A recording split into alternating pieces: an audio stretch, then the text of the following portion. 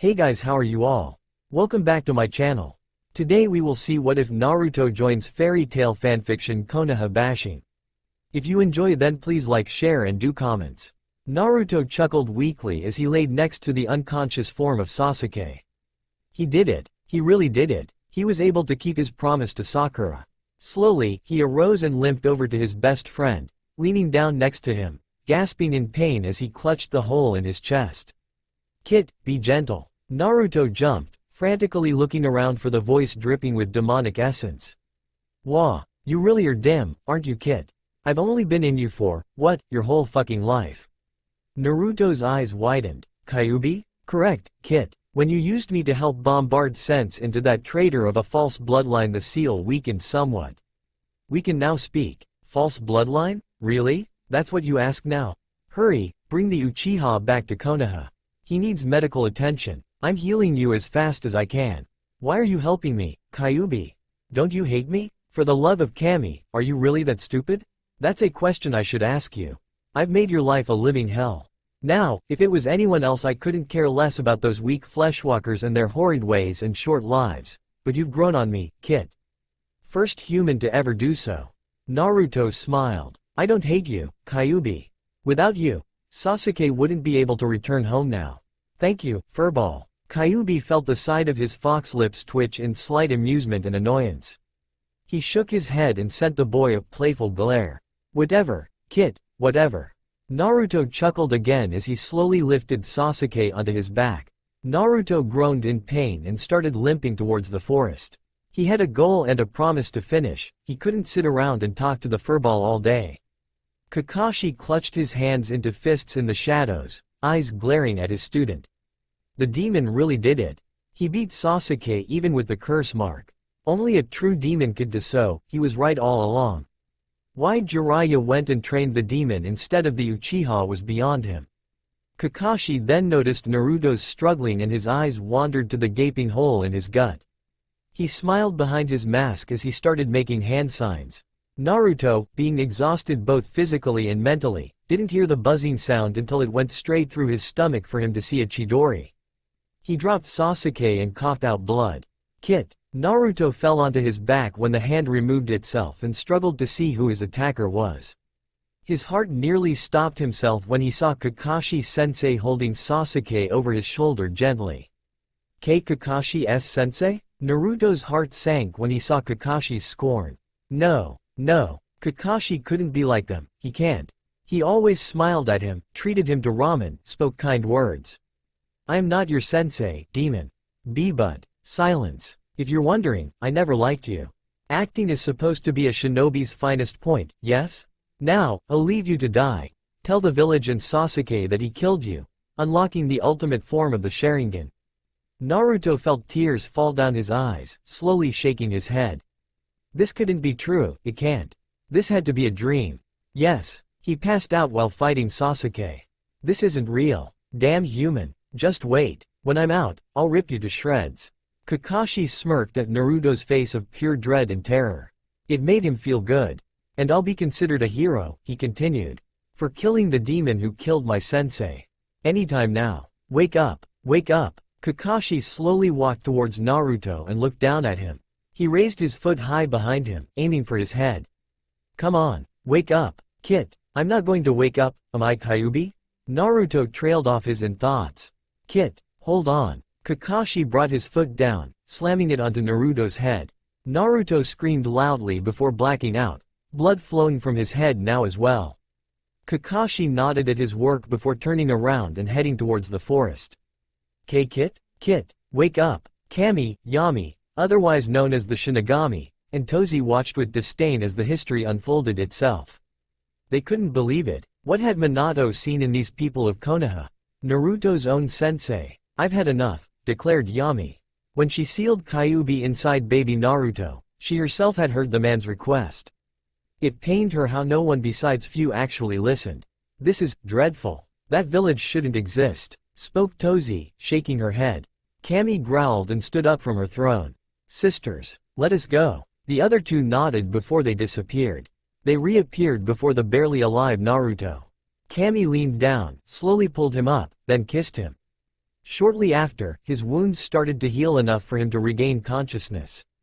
When he saw what was happening, he screamed, jumped back, then howled in pain as he clutched his still open wound. The three most beautiful women he'd ever seen smiled at him, clearly amused at his antics. This caused him to blush, much to his displeasure. "Kit," Kyuubi sighed in relief. "I'm glad. Who are you?" Then he blinked. "Wait, I'm alive? How?" "Because we made it so, young one," spoke the most beautiful of them all, Kami. "We are the three goddesses." Naruto did a double take. The three goddesses, Kami, Yami, and Tozi? Realizing who he stood before, Naruto embraced the pain, stood up, and bowed as low as he could go. "What do I owe this honor?" He felt a hand on his shoulder and looked up to see Tozi smiling down at him.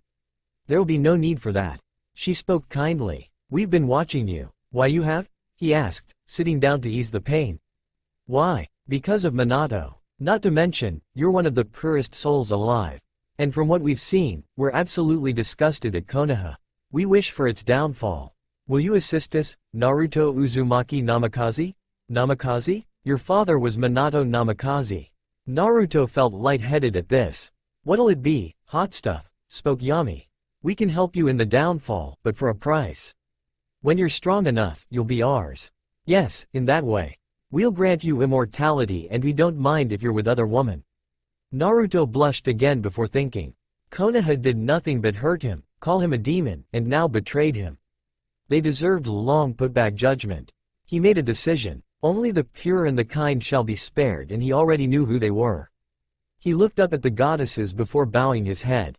"I accept the price. Help me bring that dreaded hellhole to the ground."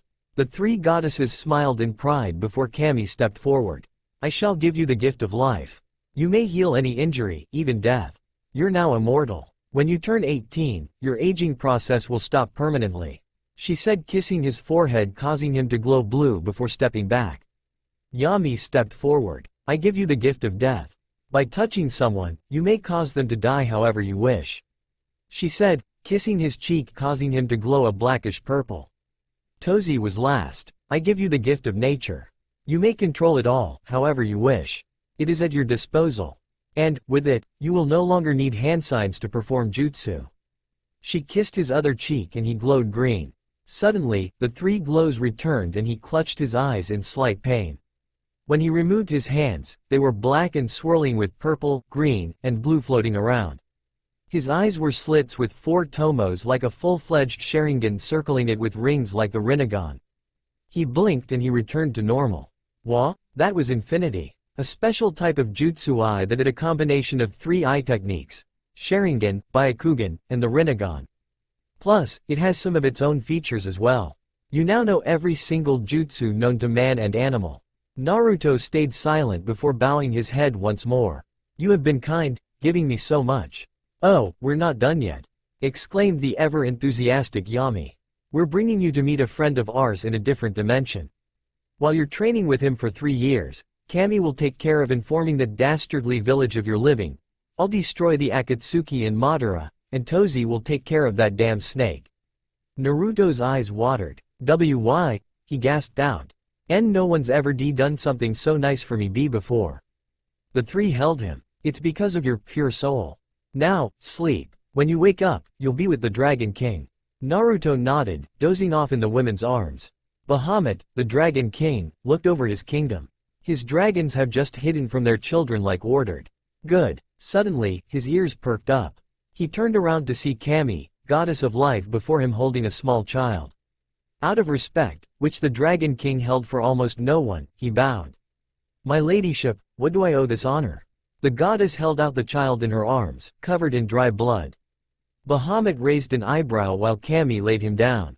"We, the 3 goddesses, would like you to train him as your son who you'll never abandon." "What?" the dragon asked in shock. "You wish for me, the Dragon King who's never trained anyone, to do so to a child and adopt him? Are you crazy, my ladyship?" The woman shook her head. "Look into his memories, Bahamut, you won't find a finer man. This is but a child. Trust me, he's greater than a man." Bahamut sighed. He couldn't say no to this goddess. He brought his tail around and touched the boy's bloody forehead and the two started to glow. He shut his eyes. He awoke in a chamber to low growling that might have sent shivers down more weaker dragons. He turned to see a 9-tailed fox as big as him. His eyes widened before he scowled. Kyuubi. He spoke with venom. Kyuubi just simply stared at him with pitless red eyes that showed sadness through the bars. Bahamut, it's been long. What are you doing in my host's mindscape? Why are you locked behind a cage? If you're here to search his memories, you know. Just be careful to not go behind the taped-off door. I sealed those myself. Why? They're 100 times worse than what you're about to see. This kid is strong, but if I didn't do what I did, well, just brace yourself. Bahamut did and wandered throughout the memories of the child. He was disgusted. All the beatings, horrible words, and he could still smile, even if it was mostly a mask. All that blood and memories, it's a miracle he had emotions at all. He growled at one of the memories, horrified. He was even crucified when he was a child. Merely 8. This boy had earned something Behemoth never gave. Respect. He then saw something that made his blood boil as hot as Ignil's fire. Naruto's own sensei tried to murder him, just for a traitor. A traitor. Bahamut agreed with Kami. Konoha must be damned. He pulled out from the boy, burning with anger. He turned to the goddess. I will adopt and train him. He shall be the greatest dragon slayer and ninja in 3 years, the Dragon Prince. The goddess smiled in relief. I have elsewhere that requires me. I thank you, Dragon King. She said with a slight bow of her head, surprising Behemoth, before disappearing. Kakashi walked into Konoha, doing his best to look sad when he was actually ecstatic. He killed the demon. Too bad if he said anything Tsunade would murder him to a millennia. Once he stepped in, he was surrounded by ninja and civilians alike. Tsunade walked up to him and looked around frantically. Where's Naruto? It sickened him that the Hokage could feel so much for a demon. He took up acting, looking as sad as he could, and closed his eyes. Tsunade felt her heart break. She jumped forwards and grabbed Kakashi by the shirt. Kakashi Hatake. Where's Naruto? Sasuke and Naruto fought hard. In the end, the Rasengan and Chidori hit. Naruto didn't survive. Tsunade started shaking, her eyes in shock. Naruto's friends were as well. The citizens, on the other hand, started cheering and congratulating. Kakashi looked to the side to see Gaara with a slightly shocked look on his face before the redhead growled. Naruto wouldn't die from that. Kakashi narrowed his eyes. What are you talking about? I only speak honorably to powerful warriors. Naruto wouldn't die from that. Gaara, don't you think the Uchiha, who defeated you, would come out victorious? Asked the councilwoman. Gaara growled, making the woman shrink. Who told you it was Sasuke?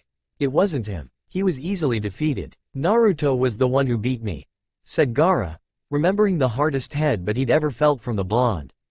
Gaara, don't. You think I wouldn't know? I was there. The Uchiha fainted after a few minuets without even putting a scratch on me. I'm sorry, Gaara. Naruto's dead. Gaara felt the one-tail shift uneasily. He didn't. What's the matter, Ichibi? Smell the bastard's scent. Even I don't want the blood of such a man. Smell him. Gaara's blood ran cold before he started growling, giving Kakashi a glare that almost made him faint. You said, you saw Naruto die, correct? Kakashi nodded, causing Tsunade to wail and Hinata to instantly clutch her father, crying. That's strange, because I smell something that shouldn't be there if that's indeed the truth. Kakashi narrowed his eyes. What are you talking about? Tell me, why do you smell of Naruto's blood? He demanded, looking more feral than ever. Temari gasped and Kankuro looked shocked. You didn't, the puppet master spoke. Many of the clan heads released their killing intent towards the one-eyed Junin. That wasn't what Kakashi was afraid of though, no, it was the look on Tsunade's face. It looked like she was about to go on a massacre. What did you do? I stabbed the poor boy in the heart with a Chidori he did. The village turned to look at a gorgeous woman with her hands on her hips and a stern look. She was glaring at Kakashi, which made him weak in the knees. It was even worse than an Uchiha glare. Who are you? Demanded a villager. Who are you to demand my name? The civilian council. The woman scoffed. I am not under your council's authority. Tsunade, still shaking in rage and promising Kakashi pain, turned to the woman. I am Tsunade, 5th Hokage of Konohagakure. You are? That's more like it. The woman spoke, flaunting her breasts that were larger than Tsunade, which made the men drool. I am Kami, goddess of life and light. Gasps radiated throughout Konoha and an overweight man walked up to her with lust-filled eyes. Are you here to congratulate us for finally killing the demon? Or, are you going to thank us? He asked with eyes that devoured her. How dare you? She snapped her fingers and the man lit up in fire. Calling a child a demon. He was merely the container. Honestly, I don't understand what Minato saw in you, heathens. How dare you? Screeched Lily Haruno. I dare just fine, woman. I am a goddess. Kakashi Hitaki. Said Cyclops stood at the ready as if he planned on being praised, but that hope was dashed when he saw the look on her face. For doing the unacceptable, you have fallen from my favor as well as Yami's and Tozi's. I hope you find yourself proud of your decision now, Hitaki. Said man looked pale. Anyway, I come bearing a message. The boy lives. Tsunade's face lit up and the civilians growled. He is in our favor. We blessed him. He is being trained and when he returns in 3 years, he shall be the strongest being you've ever met. Why do you favor a demon? Yeah, bless the Uchiha instead. He needs power. How dare you demand something from me? There's a strict difference between want and need. This village will go up in flames in 3 years. This village is finished. It shall fall by the hands of Naruto Uzumaki Namikaze. Mumbling started about his last name. But, Naruto loves this village more than anything. Tsunade spoke, shocked. That was true, until the Hitaki's betrayal.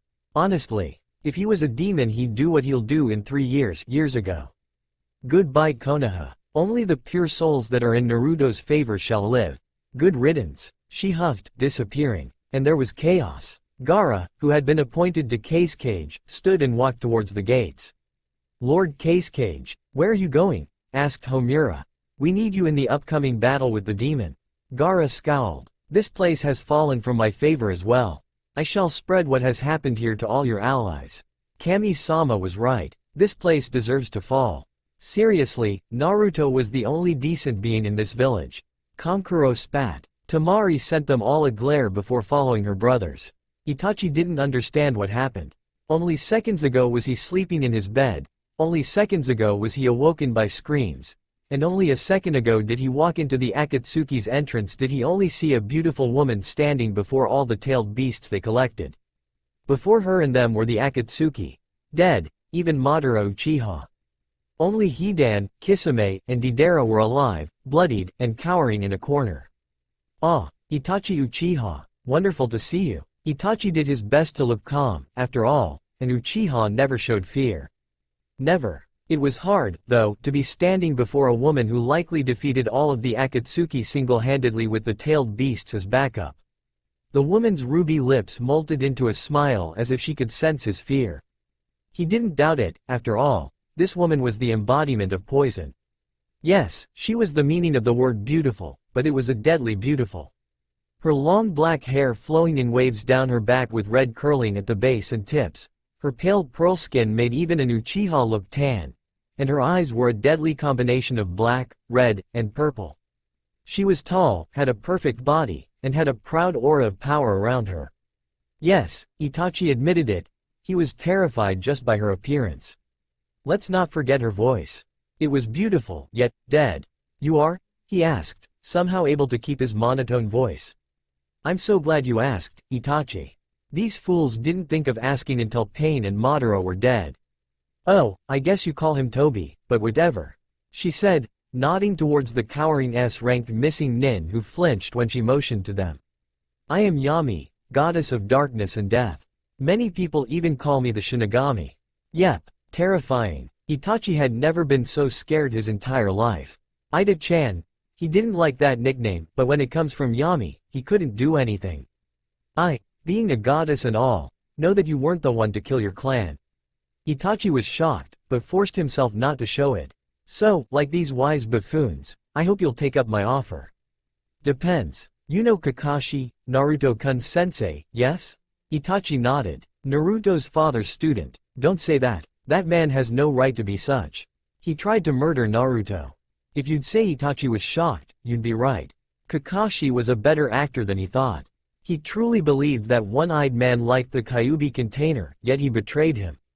Yami-sama was right. He had no right to be called the Yondaime's student if he tried to kill said man's only son. We have blessed Naruto. granted him great powers and gave him the Dragon King as his new teacher in a different dimension. I want you, along with these men, to teach him how to use his new jutsu. True, he knows them all now, but he still needs practice. Serve him. He is now the Dragon Prince. Serve him and help him bring down Konoha from their crimes. That place has fallen from our grace. It would have long ago, but Naruto kept us back. Help him complete that goal while devoting your whole lives to him. I'll let you live if you do so. Did he really even have a choice? No. Be a servant or die. I accept, Yami-sama. Wonderful. I'll give you all a year to prepare. Yes, a year. Get lessons or whatever shit you think of together and meet me at the Valley of the End in, I repeat, 1 year from today. Don't even try to run away for I'll hunt you down and kill you. Do I make myself clear? The remaining Akatsuki members nodded. She smiled. Good. Bye, guardians of the dragon. Orochimaru was terrified. This unearthly beauty before him was glaring at him with her eyes greener than emeralds. She had slaughtered her way in here and came in without a single drop of blood on her. He couldn't hear, sense the chakra of, or feel anyone else in this entire base. Not even Kabuto. She had completed a massacre. He narrowed his eyes at her. Who are you? He hissed. Show some respect, snake. She spat back. I am Tozi, goddess of nature. I will not tolerate such words against me. Goddess of nature. Was she here to kill him like his base? If she was, there was one thing certain. He was screwed. My lady, what can I do for you? My sisters and I have turned a blind eye long enough, Orochimaru. We will not stand for this any longer. Your slaughter count could rival that of some demons and the blood staining you makes you smell like one. Before more things come about, it's time to end it. Yep, screwed. Even Orochimaru knew he couldn't fight a goddess, let alone win. My lady, he began, trying to pry his way out like always. Let me serve you then. I'll become a great asset to you. The goddess growled at him. Fool, she hissed, causing Orochimaru to flinch, her blonde hair starting to glow a ghostly green. You think I don't know you? I know your betraying nature, your desire for power, your inclination for blood. It's like your own constitution. Orochimaru gasped when roots wrapped around him. And they weren't ordinary, he knew right away they were impossible to break. This time, he didn't bother to hide his fear. It showed and came off of him in waves towards the wrathful goddess. I planned on fighting you to the death, give you a warrior's death of honor, but I changed my mind. You don't deserve such a privilege. You deserve to die like the dog you are.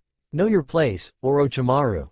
My sister, Yami, has the perfect punishment waiting for you in hell and I don't think she likes to be kept waiting. She held out her hand and a vine scythe formed in it. She started walking towards the panicking man. Wait. I won't betray you. Wait. Silence, Orochimaru. Take your death with honor. She spoke, now standing before him. I'm immortal. I can't die. I have so many things I must do. Please. Tozi scoffed, holding the blade high. You sicken me. No. He screamed, but it was of no use. The scythe came down. And it did its job. Tozi let the scythe sink into the ground and the roots retracted, showing no sign that they were even there. You don't deserve a burial. Now, I must return to my sisters, she said, vanishing in a green light. Naruto smiled as he walked through the village's streets, getting smiles from everyone he saw. It was a great change from the glares from Konoha. Besides him was Bahamut in his human form. His hair was long, braided and golden like his scales. His eyes were a deep red and golden rimmed and he held his head high in pride. Like Naruto, his skin was tan but not sun-kissed like the spiky blonde. Naruto, over the years, grew much taller now that he wasn't malnourished. He was the size of a normal 18-year-old, though he was only 15. He'd lost all baby fat, grew some muscles, and almost looked like an exact replica of his father, the Yondaime. His hairstyle was nearly the same as well, with the bangs only being slightly shorter and kept its sun-bleached color. Naruto's scars on his cheeks grew a little darker from being able to now use the Kyuubi's power, however he wished, and his pupils were slits like the fox's but retained their glowing crystalline color. He liked to wear shinobi-styled clothes with a crossover of mage cloths. He wore black and silver pants much like Natsu's and grays with a golden Asian-style dragon swirling around the legs. He wore a fishnet underneath a black ninja undershirt with bandages on his hands and wrists. He had ninja-styled footwear that many ninja students had already started to wear. And, above all, he had a coat much like the one the Yondaime used to wear. Kyuubi had put up a tantrum about this, rambling about bastard blonde Hokages that deserved to fall into the deepest depths of hell the moment the boy put it on. All in all, Naruto had turned into a heartthrob. He looked around the village, which was as large as Konoha, but more welcoming. This village was the Dragon Village, or Ryugakure as he liked to call it. A year after he became an apprentice to Bahamut and his adopted son, much to his pleasure and excitement at being raised by an actual dragon, he came across this village being seized by bloodthirsty bandits along with 4 dark guilds which subdued the resident guild, Fairy Tail. When he slaughtered them all to save the village, the people begged him to be his leader and teach them his ways and his magic. Naruto, after some convincing from his dragon father, agreed. He changed the name from Magnolia to Ryugakure, a ninja and magic village. He had become a Kage, not the Hokage, but the Ryukage. The Magic Council was thrilled to have a ninja village and put in a lot of money for ninja weapons and the likes. The resident guild, Fairy Tail, became his personal self-proclaimed magical guards as a side job to taking requests, and the remaining Akatsuki members were his ninja guards that were mostly with him. These guards were the guardians of the dragon when combined, though still known as the Akatsuki and Fairy Tail separately. During this time, he met Urza. It was love at first sight. True, Urza could be a little out there, she could be as oblivious as him, and had a violent nature, but she was a wonderful, strong woman. The whole village knows of his pact with the goddesses and his goal, and they just cheered him on, and Urza said that was what she'd expect from the Ryukage. He even told her that he'd have to have a few other wives to rebuild his clan. After all, the Akatsuki was kind enough to steal and bring him the Namikaze and Uzumaki scrolls. Though, he did suspect Yami had something to do with this due to the fact that the unmovable Akatsuki members started to sweat like pigs about to be slaughtered whenever she looked at them when she and her sisters visited. Urza only smiled again, said she understood, and only allowed it on one condition: he loved that woman. Naruto agreed. After that, Fairy Tail went wild about the news. Urza was now his first wife. They had married in the Fairy Tail Guild only a few months ago, and the mages were still drinking themselves unconscious in celebration and habit. It was a month ago did they discover that his wife was pregnant. Overjoyed as he was, Urza and the guild were the most excited. They didn't think Urza would ever get married, let alone have a child. She beat them up after that. Luckily, it was a memorable time since he just so happened to have a camera with him. He really enjoyed Fairy Tail. They were a great change from his life before. He sighed when he remembered Laxus, Makarov's son. The man tried to take over the guild, saying that the guardians of the dragon should only have strong people, saying the Ryukage and Fairy Tail only deserved the best and strong. Before Naruto could step in, Natsu and Gajeel had defeated him. Laxus, by order of Makarov, was banished before Naruto, once again, could step in. Naruto did, however, send a message to Laxus by Hawk saying that if Ryugakure ever needed help, he'd call. He remembered the 2 words Laxus wrote back. They were sincere and had a few dried wet spots on the paper, indicating thankful tears. Thank you. After that, Laxus became a spy and reported through letters on what was happening in the world around them. While the Akatsuki taught at a new ninja school for children, some of the mages from Fairy Tail started teaching magic as well. It was almost hard to believe. A magic and ninja village, if compared, Ryugakure would be the strongest of the ninja villages by far, which Naruto took great pride in. Naruto! Urza shouted out, running towards them. She quickly engulfed him in a hug, slamming him against her stone armor, causing him to wince. How are you?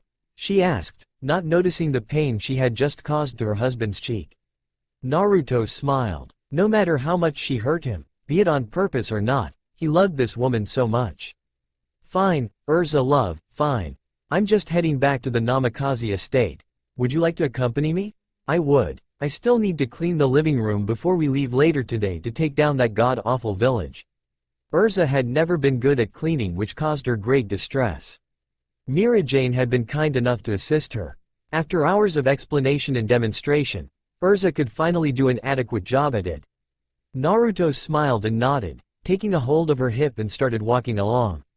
Urza blushed. Bahamut smirked and wandered off, seeing something very shiny and interesting, leaving the 2 alone. They walked up to the Namikaze compound. Toma just couldn't have him build his own house. No, she had to have brought the original compound from Konoha. Not that he complained. It was much bigger than his one-roomed apartment. Still, she didn't have to bring the whole thing. It was a mansion of over 30 rooms and over 10 bathrooms. It had a fountain in the front, a giant pond, a swimming pool, a few training grounds. He could go on forever. And, Kami forbid, some of the master cooks of Ryugakure just had to insist on making his meals, so they came by every day to cook dinner for free. After a while, it didn't feel right to Naruto, so he started paying them in secret, knowing they would refuse if he paid them directly. Mirajane and Lucy had seen the dying garden and became his personal florists. Urza couldn't take care of a plant and keep it alive even if her own life depended on it. Everything she touched died, so she was banished from the garden by the two. Thank Kami that only the Akatsuki and Fairy Tail could get in, or he'd be bombarded with fangirls daily. He thanked his future heavenly wife again that one could only get in with a blood right or permission from the owner. Fangirls were animals, wolves out for blood and pain, a lot of pain. Those creatures don't have fingernails, they have claws. Those claws only have one goal in mind, the elimination of his claws. He felt bad for Sasuke Teme for a while, then let it go. The bastard deserved it. He, on the other hand, still hadn't gotten used to the attention. After he told the village of his past and Kyuubi, he was surprised with the outcome. He'd expected them to distance themselves from him. But, no, it only made them more determined. Especially, bless his soul, Natsu. Oh, Natsu was definitely another story. After hearing his past, he was literally burning with rage and started a chanting of, "Down with Konoha," throughout the village at the time. Natsu had personally come up to him and asked him for training. He said if Naruto can be a ninja and dragon slayer, then so could he. Naruto had given him a devious smile and put him through hell. Soon after, Gray joined. Gajeel started as well, saying he couldn't lose to Natsu. After a month or two, he gave them scrolls for them to study on their own. After all, he was busy with the bane of the cage existence, paperwork. Those three were some of the most determined people he'd ever seen. These villagers had more of the will of fire than Konoha. Naruto liked to call it the will of the dragon instead. It was much more appropriate, powerful, and not tainted like the will of fire.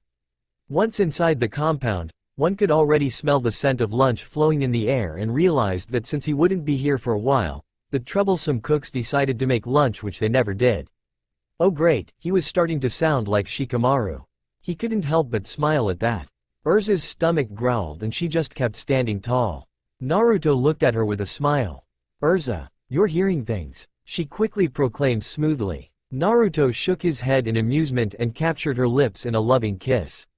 "I heard nothing," he said, wandering off while leaving a flustered and stammering Urza in his wake. In a few hours he, Urza, and Bahamut would depart to the elemental nation's world. In just a few hours, Konoha's judgment would begin. Back in Konoha, the atmosphere was heavy. The people and villagers were all jumpy. It had been 3 years and they were preparing for the worst. The Chunin exams were coming up and they didn't know how successful they would be considering their luck over the last 3 years. Gaara had indeed been truthful to his word. He'd told all their allied nations. The daimyo of fire was enraged with the village and severely cut their finances. Queen Yuki from the formerly land of snow turned land of spring cut off all ties and imports and exports from the village. The queen from the land of greens did the same. The land of the wave cut off any and all ties with them. The land of the waterfall even put them on the instantly kill when sighted scroll. Iwagakure's hatred grew as well. Even if he was the son of their worst enemy and wanted him dead, a child is a child, and abandoning the honor of a powerful man's last wish was disgraceful even in their eyes. As it turns out, word reached the formerly thought extinct Whirlpool village, where Kushina Uzumaki, wife of Minato Namikaze and mother of Naruto Uzumaki Namikaze, was the Azukage. Not sure if that's right. Oh well, she was enraged and vowed the fall of Konoha as well. No one gets in the way of a chakra-filled female Uzumaki when they're enraged. And they just set a stone wall in front of them with big red targets. Konoha was already falling hard. Tsunade, too, had enough of the village. After she announced that Naruto was Minato Namikaze's son and got many protests and curses from the civilians, she had secretly gathered all of Naruto's friends and their accepting family members and formed a group that would side with Naruto when the time came. Most of the clans agreed, but only a few of the Hyuga clan were trustworthy. Mainly Neji, Hinata, Hiashi, Hanabi, and very few others who were mostly made up of the branch families. Even those from Ichiraku Ramen were there. Jiraiya and Iruka attended every meeting they could. Katetsu and Izumo even snuck out of guard duty. Of course, Sasuke Uchiha and Sakura Haruno weren't included. The civilian council was spoiling the Uchiha brat after he became devastated when he found out that the Akatsuki was slaughtered, Orochimaru was dead, and his curse mark disappeared. They gave him all the jutsu he wanted and Kakashi became his personal tutor, even gaining clan secrets. Sakura was following him around like a loyal puppy and didn't really get any better. The council was even telling Tsunade to go ahead and just promote him to Junin, but she refused. She had strictly told them that he'd have to gain status like the rest of them, and he'd become Chunin if he succeeds the exams that were coming up. Over the 3 years, it was discovered that Ino didn't really like Sasuke but Naruto. She just didn't want people to think lowly of her. In fact, it was discovered that Ino, Hinata, Tenten, Temari, Hana and Izuka, and even Anko were in love with Naruto. It shocked the village how they could be in love with a demon of sorts. Many ninja on the other hand thought it wonderful and congratulated them for really listening to their teachers, no matter how bad they were. Like Kakashi, they looked underneath the underneath. They became known as the Angel Six by Naruto lovers and the Demon Whores by the haters. They ignored that last one. The Angel Six, minus Temari who was in Suna, were sitting at Ichiraku's with a distant expression on their faces. They had all agreed that when they saw Naruto they'd finally confess and tell them their reasons for their love. They knew he had to rebuild the Namikaze clan and decided to share him. Ino loved him for who he was, not a spoiled, arrogant, egoistic bastard Sasuke Uchiha, but a gentle, sensitive, loving, happy Naruto Uzumaki Namikaze who put others before himself despite being the Kyuubi container and all he'd been through. A real man. Hinata loved him for nearly the same reasons and not caring about her status as the Hyuga heiress in the slightest. He was patient and even called her stuttering problem cute, which, she admitted, made her faint and Naruto to worry. Over the 3 years, she had gotten rid of her stutter to be of more use to Naruto when the time came. Plus, she didn't want to worry him. True, the stutter did return if she was nervous or embarrassed, but only rarely thanks to the help of her friends and, surprisingly, father. Tenten loved his fighting spirit and wrath-less personality. She knew from when she was younger that he'd been abused after experiencing it. On the Kyuubi festival, ninja and civilians came in and asked for weapons that were easily disposed of for the demon hunt, as they called it. She thought it was a new addition to the festival and agreed to help them. When she told her father, he grew pale and muttered, "Naruto," under his breath and ran to the Sandem. He came back and said everything was fine. The next day she found Naruto slightly bruised. She put 2 and 2 together and felt horrible about it. Hana loved him for his animal scent and determination. He had the spirit of a wolf and the durability of a bear. He was gentle like a rabbit yet fierce like a mother fox protecting her kits. The perfect man for an Inuzuka. She remembered the look on her passed-out brother's face when she told him. It was hilarious. Anko was in love with him for him. He didn't discern her for her teacher or abilities or love to torture. He even saw through her mask, which no one had yet. When she asked how, he only smiled sadly and said, "Because I too have a mask," and that was when she fell for him. They were alike in many ways, only she knew that Naruto had it worse when she saw the glares that were even more intense than hers. Those were glares that caused even her to flinch, yet he didn't move a muscle. Temari's reasons were different. She knew what he had gone through in the past due to her brother, Gaara. He was strong, stronger than Gaara in a sense. He didn't become a revenge-filled, blood-lusting monster. No, he was gentle and only attention-craving, a strong man. Ino sighed and let her head fall to the table. When will we see him again? She asked herself more than anyone. Anko laughed. Don't worry. The brat always keeps his word. It's been 3 years. He'll return to us soon and then I can ride him as much as I want and bear lots and lots of his strong children. Oh, I just know he'll make me scream and... Anko! Hinata exclaimed, blushing along with the other girls. She shook her head. Oh, grow up. I know you all dream about it too. He's huge as well. When we were on a mission together, I accidentally saw him bathing. I'm telling the truth when I say accidental. She giggled, imagining when that day finally came. The girls blushed, quickly slipping into a fantasy before shaking their heads and glaring at the female snake user. They had to admit it, they did dream about it. I bet he's just like an animal. Hannah voiced aloud. When she realized those words passed her lips, she blushed and turned away. Hey, Tenten began. What if he's found someone else in that world? Silence. We'll still tell him, Hinata and Ino said at once. The two looked at each other surprised, before determination took over on their faces and they nodded. They'd kept it secret from Naruto for too long. Not anymore. Plus, he needs to rebuild the Namikaze clan. Hannah spoke. That'll take more than one woman. They nodded. This was true. It'd take far too long to compete it by one wife only. Even Naruto understood this. What are you girls talking about? They turned. Iruka-sensei, they exclaimed. He smiled at them and sat down at the remaining seat at the small ramen stand. Is it Naruto? They blushed. We just don't know if he'll accept us. All 6 of us. Ino spoke quietly, implying Tamari as well. Or even if he's found someone else already. Tenten added. Believe it or not, I think the brat is handsome right now. Anko said. If my calculations are correct, a real heartthrob. It's only natural for them to find someone rather quickly. Iruka laughed at them with a smile. If I know Naruto, he's not like that. One miso please. Sure, answered Tucci. They turned to them the scarred teacher. Naruto has always hated fangirls. He only spoke of Sakura like that for much needed attention because he knew she'd give it to him. Even if it was painful, it was still attention that he craved. He always spoke that when he meets the right girl, he'll know. He won't just pick out a random woman. He wanted to know her, to fall in love. The girls blushed at this. Anko turned away to hide hers due to pride. He was always interested in all of you.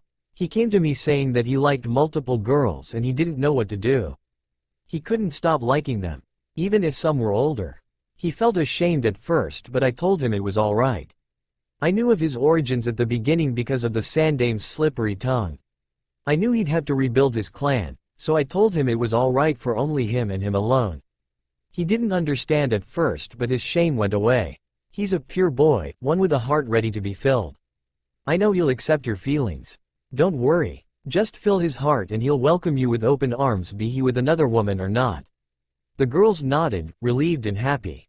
This was a wonderful day indeed. Naruto, Urza, and Bahamut in his human form stepped out of the portal into the land of the wave. Naruto smiled at the memories of his first high-ranking mission. Haku and Zabuza. His heart skipped. He had something he needed to do. He led them to the graves of the 2 fallen ninja and lifted his hand. Rise. He spoke, his voice slightly echoing. His hand began to glow and sparkles fell from them onto the dirt below. He flinched slightly. He never liked raising the dead. It made him feel like he was interfering with their lives. Slowly, the ground began to open and the 2 fully fleshed ninja opened their eyes. They looked like they did 3 years ago. Haku's eyes snapped open and she immediately shouted, Zabuza. While snapping up, said man groaned. What? He snapped, sitting up as well. He looked confused when he saw himself in a deep hole.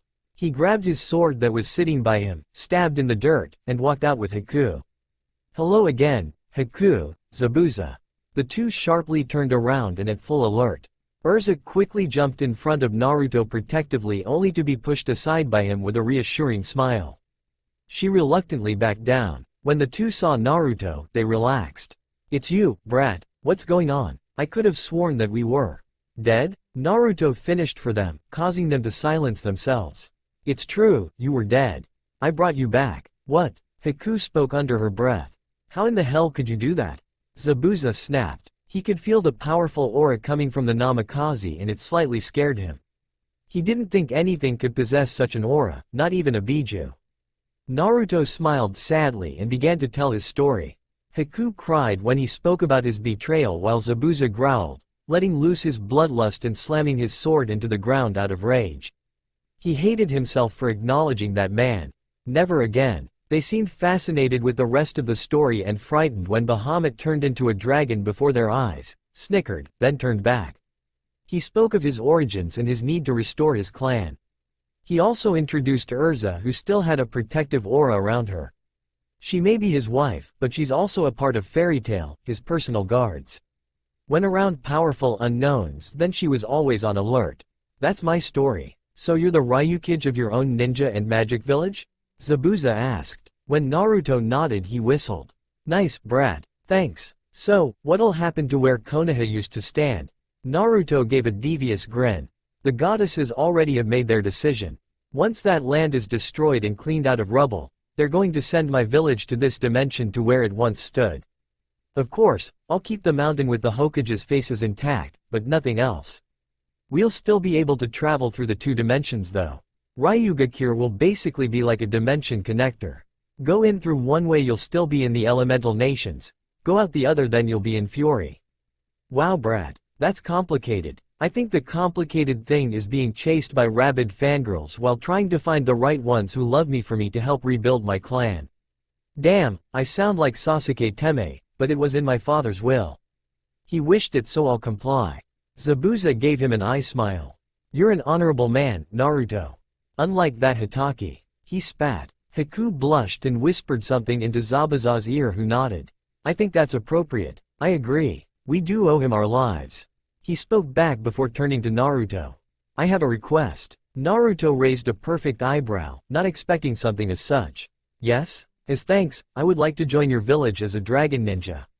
He said, determined. Naruto smiled and nodded, reaching into his bag and tossing him a headband with character of dragon on it with a swirl like a whirlpool around it. Zabuza quickly replaced his missing nin one with this. Also, you like Haku, the girl I consider my daughter, right? Naruto blushed. I did. It was true. She was the first person he ever met that shared her pain. He felt a connection to her, a deep one. When she died, he felt a little of the emptiness and aloneness close in on him once again. Then let her help you rebuild your clan as thanks. You did bring us back to life. I don't mind, Urza exclaimed with a powerful look on her face, her arms crossed while Naruto looked slightly shocked. He hadn't expected this. The girl seems strong and Naruto likes her. Go ahead, only if Haku wants. Naruto confirmed. Quickly, Haku nodded with a red face. Naruto snickered at this, causing the red to darken. Does this mean I'm a dragon nin as well? If you would like. She nodded again. Please, and she received her headband. Come, it's time to visit some old friends. Spoke Naruto. I'll get it, Inari exclaimed when there was a knock at the door. Once opened, the boy's face lit up. Naruto ni-san. With that shout, Tazuna and Tsunami were immediately up and running towards the door. Once Naruto was spotted, Tsunami pulled him into a hug with tears flowing down her cheeks. I'm guessing you've heard? Naruto asked as he returned the embrace to the weeping woman. Heard? Tazuna scoffed. I'd be surprised if someone hadn't. What happened to you spread throughout the elemental nations like wildfire? Konoha's falling. Your job is much easier now. I like things hard, Naruto said, and I'll be damned if it isn't. He finally separated from the woman and tapped Inari on the head, who quickly embraced him. Naruto laughed. So, old man, have you finally stopped drinking? I'm serious, you'll drink yourself dead one of these days. Tazuna huffed. Yeah, right. Urza walked in next to Naruto and took his hand. What shocked the three the most was Zabuza and Haku walking in behind him. Why do I get the feeling that the three goddesses are behind this? Tazuna sighed. He needed more sake. And who's this beauty? Urza blushed and looked away. Naruto grinned. It's a long story. A long one indeed, and I've already told it once today, so sit down, listen, and take it to heart because I won't repeat it again for a week. The three nodded and settled in the living room. It had been a week since Naruto revived Zabuza and Haku. Haku and he had a quiet marriage in Tazuna's house with a single priest, having wanted a quiet one away from Ryugakure where the people would be sure to host a party fit for a king if they married there. He knew one thing. Haku looked beautiful in that Fury-style wedding dress that Urza had equipped for such an occasion. Zabuza, surprisingly, cried. Naruto got a picture for safekeeping. Blackmail never hurt either. Haku's wedding ring was much like Urza's in a sense. The band was designed like a curled dragon. Hers was blue while Urza's was red. That was the only difference.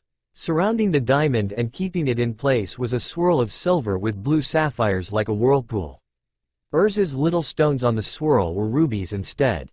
All in all, a beautiful and expensive ring. Surprisingly, and to Haku's great happiness, she became pregnant when the three had an biblical night a week ago. She knew of course that Urza's child would probably go on to being the clan head, but she was happy anyway. Zabuza was ecstatic, talking about training his grandchild in the art of the sword. Naruto was ecstatic as well, always running around and praising her wonderful self every minuet possible. Haku very much enjoyed it. She wanted a family as much as Naruto. They both knew what it was like to be alone. War was coming, they knew, but at that moment, everything was perfect. Naruto awoke between his two wives. He smiled at them lovingly. He felt excitement well up inside him. He knew they held his children and he was exceedingly happy to be able to start a family soon. He sighed. That was still months away yet, and he was not known for his patience. Even Urza hadn't yet showed any signs of holding a child yet. You know, Kit, it won't go any faster even if you think about it. Teased the demon. Shut it, Kyuubi. Naruto growled back, causing the demon fox to chuckle. He slowly got up, as to not disturb them, and walked out the door, shutting it silently as to not wake them. He walked down the stairs in complete silence, not making a single noise out of habit of training. When he entered the kitchen, he was greeted with the smiles of Tazuna, Tsunami, Inari, Bahamut, and the eye smile of Zabuza, who had seemed a little more open after Haku's pregnancy was announced. Morning, he said. Good morning, was the stimulus answer from the four. Naruto sat down and waited while Tsunami cooked breakfast. Zabuza turned to the young Ryukage in poorly hidden excitement. When's this siege going to start? We're going to play with them first. I'm going to enter some of my people into the Chunin exams. He smiled wickedly. They'll show them no mercy. He chuckled darkly, causing Tazuna, Tsunami and Inari to pale and scoot away. They swore that they saw a dark aura coming off of him and almost felt sorry for Konoha, almost. Zabuza shivered for a moment before smiling. I like this kid. I like him a lot. Bahamut smirked. That's all my doing. I like you too then. He joked, laughing. Bahamut snorted before turning to his adopted son. Why don't you play with them more? Send them a dragon to screw with them. Naruto's smile grew into a full-on demon fox that was preparing for the ultimate mischief. This smile had been dubbed the Doomsday Smile by Ryugakure and named well. Nothing good came out of a Doomsday Smile. Good idea, Pops, he said, before his smile softened. I'll also send one to Mom. If she is truly alive like what Tazuna says, he turned to the man who nodded. Then I'd like to meet with her at the Chunin exams in 3 weeks. Bahamut nodded. By the way, what are you going to do about those angels that he shivered at the implied, they told us about? Ha ha ha. Going to surprise the little ladies and give their fathers heart attacks, right? I just love how your little mind works. Naruto smiled at the Dragon King, Kyuubi too, who gained his own smirk before walking outside.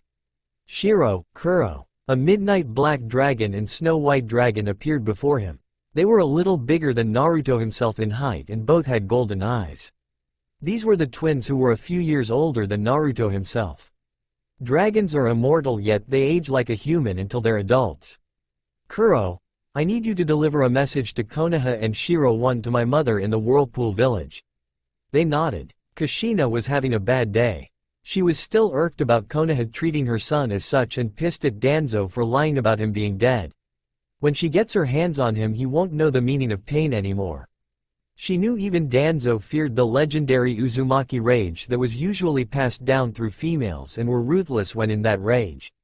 Suddenly, in cold white flames, a large dragon appeared in her office. She was about to call for her Anbu when she paused and remembered what the Cage personally told her then they met. Kami-sama referred to him as the Dragon Prince. The dragon looked at the woman with powerful, calm eyes and sat down and held herself high. The ceiling was barely high enough for this mighty being. I have a message for Kushina Uzumaki from the Dragon Prince, my lord. The woman shook in anticipation. And who's this prince? The dragon looked at her kindly. Naruto Uzumaki Namikaze. The woman nearly fainted as tears of happiness fell from her eyes and down her smiling face. She slowly sat down on her desk. She was overjoyed. Her son wasn't mad at her for not being there. He still thought of her. She knew the council didn't allow Naruto to know of his parents, but she was still overjoyed. Proceed, she rasped out. Just then, Anbu stepped in after hearing their cage weep. When they saw the dragon, they pulled their weapons to the ready but Kushina beat them. "Don't raise your hand against this dragon. She bears a message from my son." At this, the Anbu were shocked. They had heard the rumors. They nodded and immediately put their weapons away but refused to leave the room. The dragon nodded to them. "The message is as follows, word for word." Kushina nodded, growing more anxious. "Go on. Mother, may I call you that? I know I haven't really known you, but I wish to. During my stay in the other world, I have established my own ninja village. As soon as Konoha falls, my village will be transported to where it once stood. I would like us to form a treaty there. After all, I am my father's son. I don't want to anger a woman, especially an Uzumaki." Kushina laughed at this. The Anbu snickered. He had no idea the rage of an Uzumaki. No idea. They shivered at a memory long departed. "Before Konoha's fall, I'd like to meet you. During the Chunin exams I am entering those from my village to screw with them. I request that you be there to watch with me so we may meet and get to know each other better. My dragon father, Bahamut King of the Dragons, also wants to meet the woman who was able to tame a man of such caliber, able to seal the legendary Kyuubi and even summon the Shinigami, or Yami, whichever you prefer." Kushina blushed. "I do hope you accept this. I really want to meet my mother, something I never had. Please meet with me. Tell Shiro, the dragon, your answer. Hope to see you soon. Sincerely, Naruto Uzumaki Namikaze, the Dragon Prince and Ryukage of Ryugakure." Kushina was crying tears of joy. Her baby wanted to meet her. Her baby wanted to meet her for God's sake. The decision was obvious. She turned to the dragon. "I accept. Tell him I shall see him then and help participate in their fall, which I assume will be after the exams." Shiro nodded and disappeared in the same golden fire she came in. "Anbu, prepare for my departure. I want 6 Anbu and 4 Junin to accompany me. Konoha will fall and Ryugakure will rise." At this, the Anbu cheered in a very unprofessional way and went to spread the news across the Whirlpool village. Anko collapsed on her bed after yet another day of torturing for information. It wasn't that she disliked it, it was quite the opposite. She loved it. The fact was that it was just getting quite exhausting. The number of spies and traitors in Konoha were bordering on ridiculous levels. Ever since the village's prophesied destruction, those who weren't as loyal were turning their backs on them or turning into spies for other villages. She understood this in a way. Why ally yourself with a place that your death is inevitable? But, if you're going to turn traitor, make it less obvious. Luckily, no one from her group was brought in yet. As much as she loved torturing new toys, she'd hate to torture the ones from the group Tsunade formed. During the past 3 years she'd gotten close to the people in it, especially to the Angel Six. She knew her love for him was the most shocking out of the others. The others had known him since the academy days, but she hadn't. What many didn't know was that she had. She was once one of his Anbu guards, one of the only ones that actually bothered to take care of him, and that was why she was removed from protection detail by the council and threatened to be executed if she so much as talked to him again unless it was required. It was a huge change, being away from him. She had often come over for meals and just a normal chat. Hanging with Kurenai was wonderful and all, but she had missed the little brat, and cooking all 3 meals by herself wasn't appealing. Her addiction to dango was also because of Naruto. He had taken her to one of his favorite dango restaurants, one of the perhaps 3 food-selling places in the whole village that even let him in. He had gotten her dango and she just couldn't stay away from it afterward, always having a need to eat it. When she had seen him in the Chunin exams room after she had bashed in through the window, she was shocked. She hadn't seen him besides glimpses on the streets since she was removed from protection when he was 10. After 2 years her feelings didn't subside. She knew he had recognized something when he raised an eyebrow at her behavior, but had immediately brushed it off, probably not believing that she could be Viper, the only Anbu that actually gave a shit. When she was told he died, she felt like breaking down. She finally had a chance to talk to him again, only for it to be taken away. When Kami appeared and told them the truth, she was filled with 2 things, rage and relief. She was enraged at Kakashi and his actions, and that the village actually had the balls to cheer about his death as if he hadn't risked his life to bring back the precious Uchiha after he turned traitor. That was one person she wished she could but wasn't allowed to torture. She felt relief that he was alive.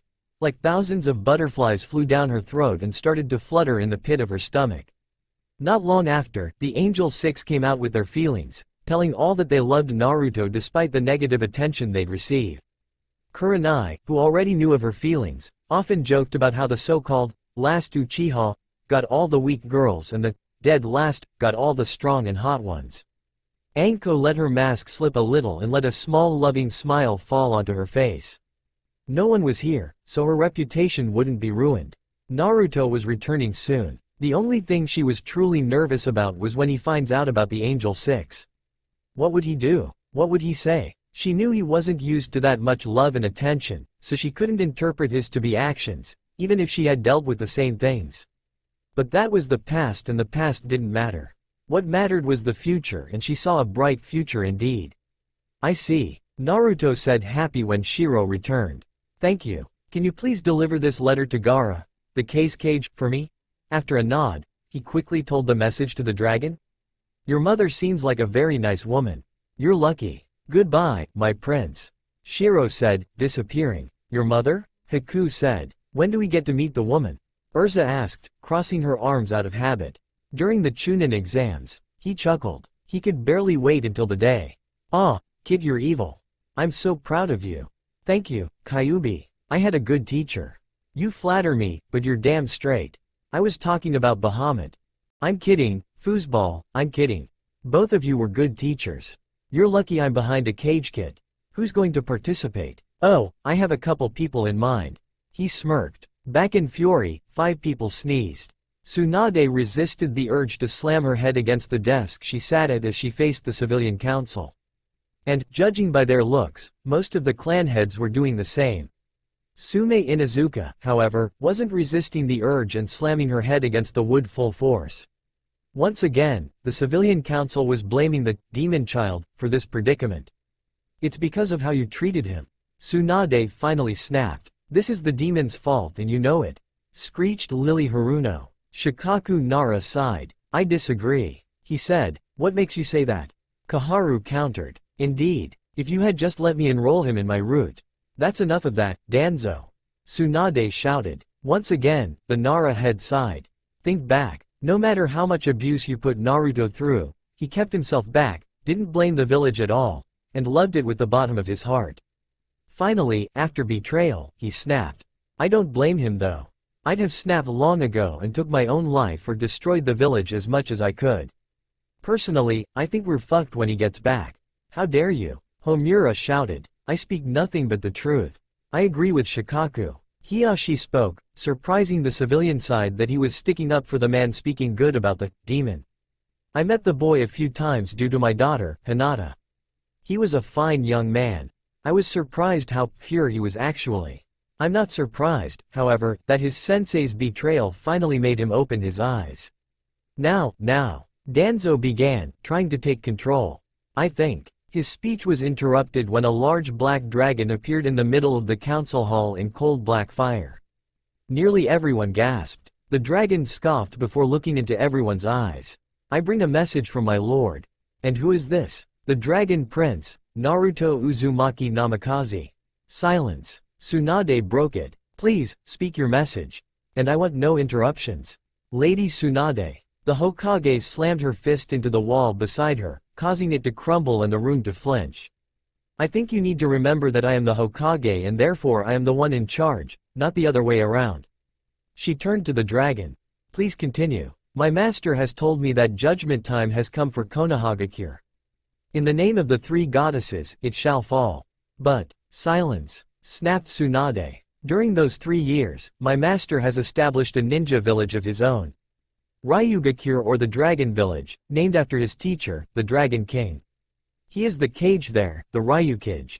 Thus, he's decided to test his new followers in the Chunin exams in 3 weeks.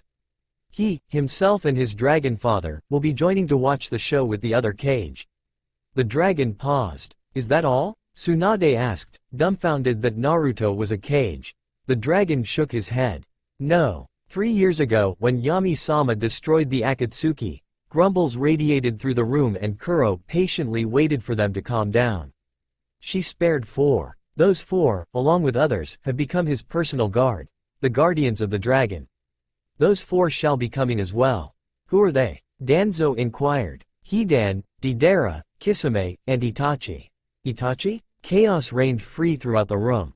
Tsunade herself was shocked. Also, Itachi didn't kill his clan. The goddesses have confirmed that. Spoke Kuro calmly. Danzo, what do you have to say about that? The man visibly flinched. My master would like to know why you had your root kill them and blame it on one of his best guardians? The man growled. Tsunade was enraged. Anbu, she screeched. Arrest this man for treason. Now, what? After all I've done for this village? Danzo snapped as he was being pulled out by the Anbu summoned. Mark my words, Tsunade. I will get out and take my revenge. He shouted, his voice growing quiet as the distance between them greatened. My master shall arrive in 17 days, 2 days before the exam. Please, have a large house ready so he can house his ninja and guards. Clan heads of Yamanaka, Hyuga, and Inuzuka. I must speak with you and a girl named Tenten's father. Also a woman named Anko as well. The dragon didn't even bother to bow before he disappeared. Silence fell over the hall. The civilians were too frightened to speak and the clan heads smirked. Things were getting interesting. Yep, it's as I said. The Nara head spoke with a small smirk. Fucked. Gaara blinked, and blinked again. Before him was a white dragon. A dream? Maybe. He'd had insomnia for almost his whole life. It was possible. His brain messing with him? Also possible. He felt his eye twitch as his brother and sister looked at him in amusement. His rage had been turned from the paperwork to confusion and annoyance to a dragon he was debating about authenticity. Case Cage Gaara? The dragon repeated for the 3rd time. This time, the redhead heard and nodded, his arms still crossed and glaring at the dragon as if it was about to pounce and eat him. I have a message from my master, Naruto Uzumaki Namikaze, the Dragon Prince. Glaring stopped. Naruto? My master told me to tell you he'll be entering people from his own village into the Chunin exams. Yes, he's created his own village in the other dimension and will move it here when Konohagakure is no more. He will be watching the Chunin exams. Though he didn't show it on his emotionless face, Gaara was ecstatic. Is there more? Yes. Tamari, said girl jumped. The dragon looked at her kindly. My master knows of the Angel 6. The girl blushed and started playing with her fingers, much like Hinata when she's shy. Gaara smirked and Kankuro laughed at her, earning a slap of her fan. My master has told me he accepts you if you so wish. Tamari, to say, was on cloud 9. Her brothers smiled happily at her. If you wish, you may return with me to him. He also told me to tell you in advance time that he already has 2 wives. One from the other world and one from here. Tamari, truthfully, didn't care. The girls back home had already discussed such an outcome. I'm fine, let me go pack, she exclaimed with a squeal as she ran out of the office in a blur. Gaara remained impassive and shook his head. Tell him he has my blessing.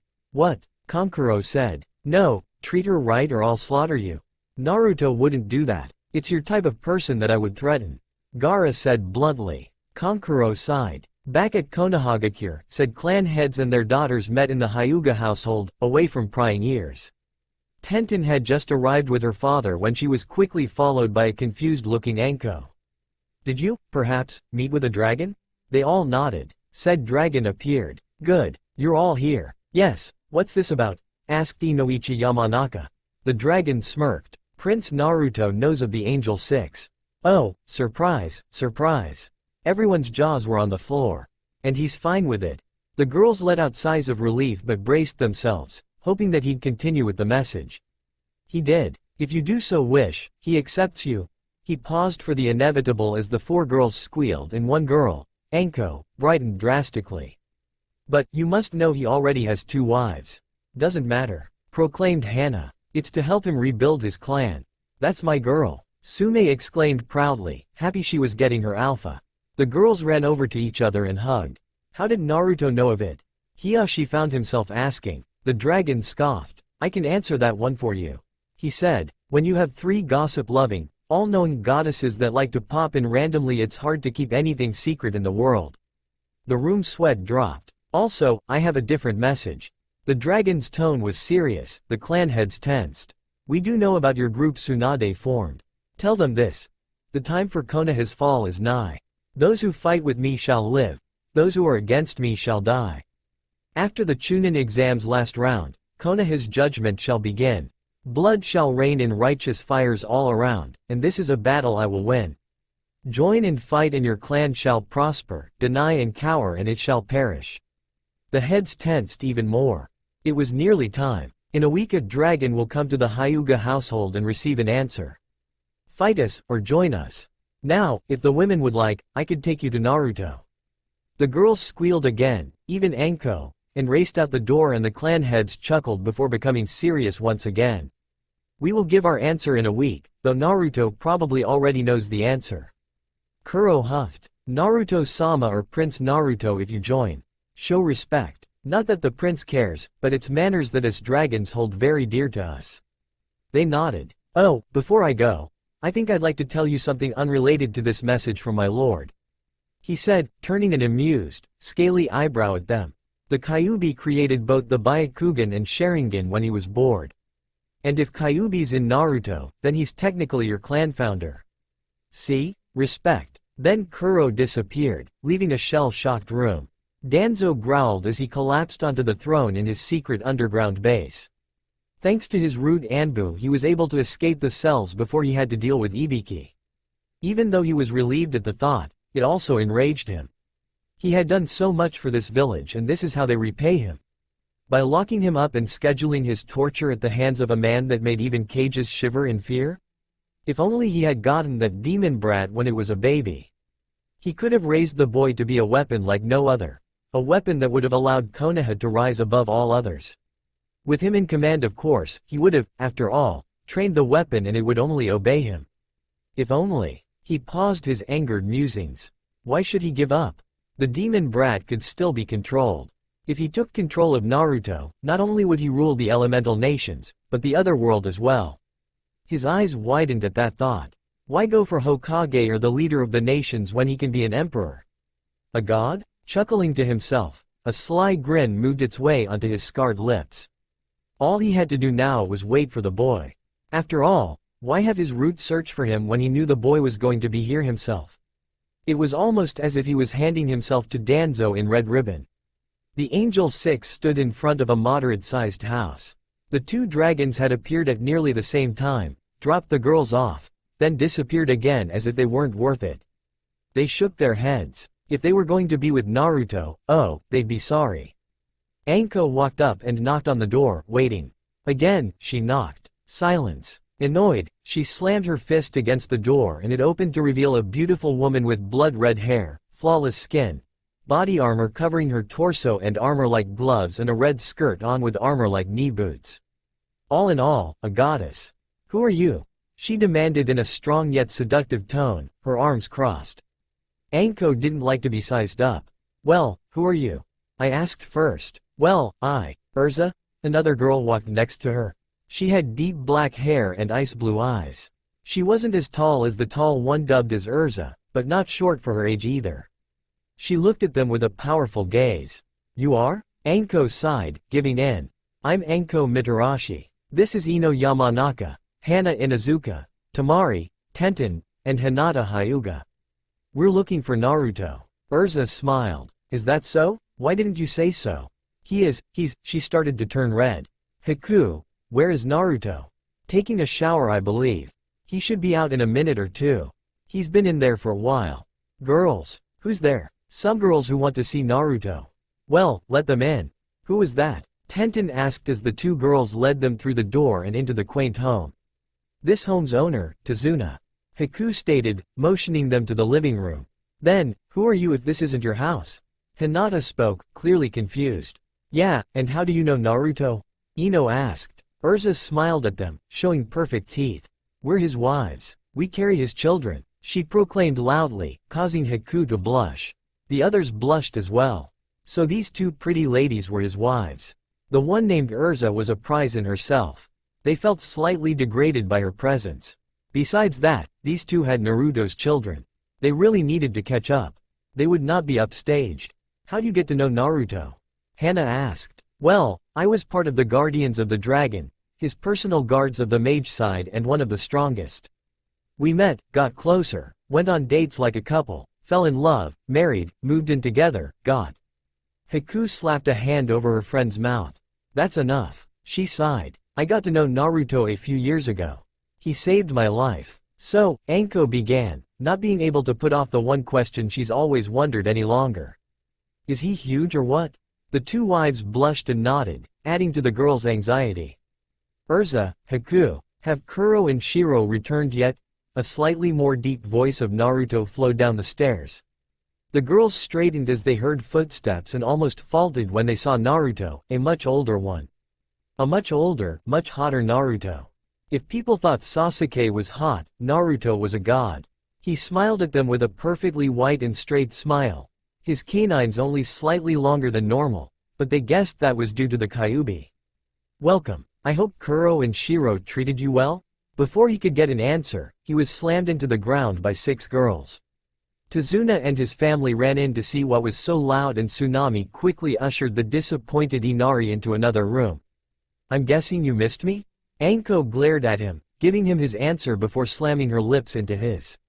His eyes widened for a second before he, too, closed them and moved his hand behind her head to deepen the kiss. Tazuna dropped his sake, Tsunami giggled, and the other girls blushed. Urza looked away to hide hers. Anko's fingers started to curl and she let out a squeal while the girls drooled and glared, wishing it was them in her position. When they separated, Anko was panting and they stood up. She had a deep blush on her face and a far-off look. Anko? He asked. Are you alright? She looked at him with a full-on blush and slowly nodded before walking back to the couch with a seductive sway of her hips. Naruto shook his head and looked back at the 5 girls surrounding him. He opened his mouth to speak but was interrupted by Tenten. Was what you said in your message true? Yeah? Do you accept us as your wives to help rebuild your clan? Said Hana. The girls fidgeted, nervous. They looked at him with hopeful looks. He raised an eyebrow. What are you talking about? I thought I told you that was the case in my message. Did Kuro not deliver it well?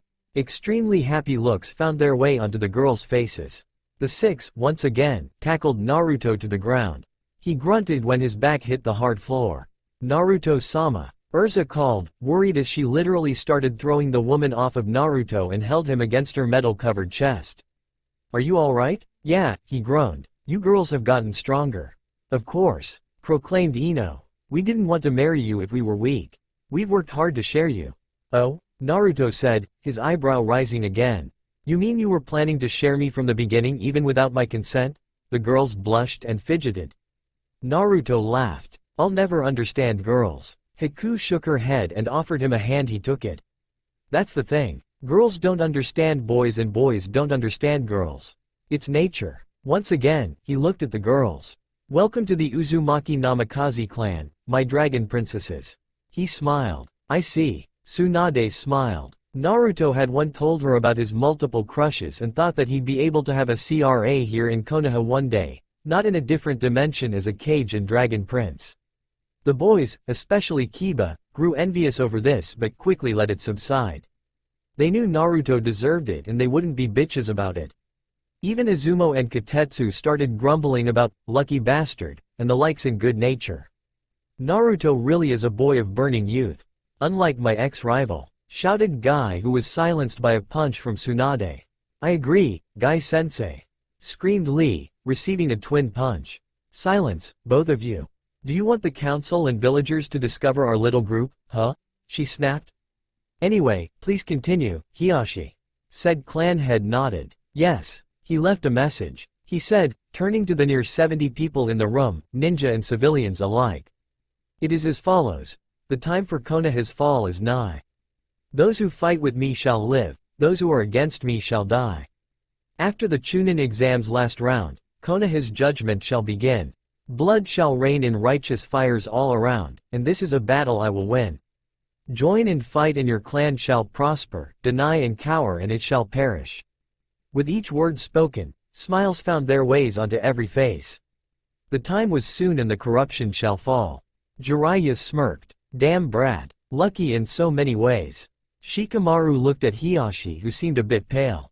He raised an eyebrow at this and looked at his dad, who had noticed as well. The Nara head nodded to his son, who sighed.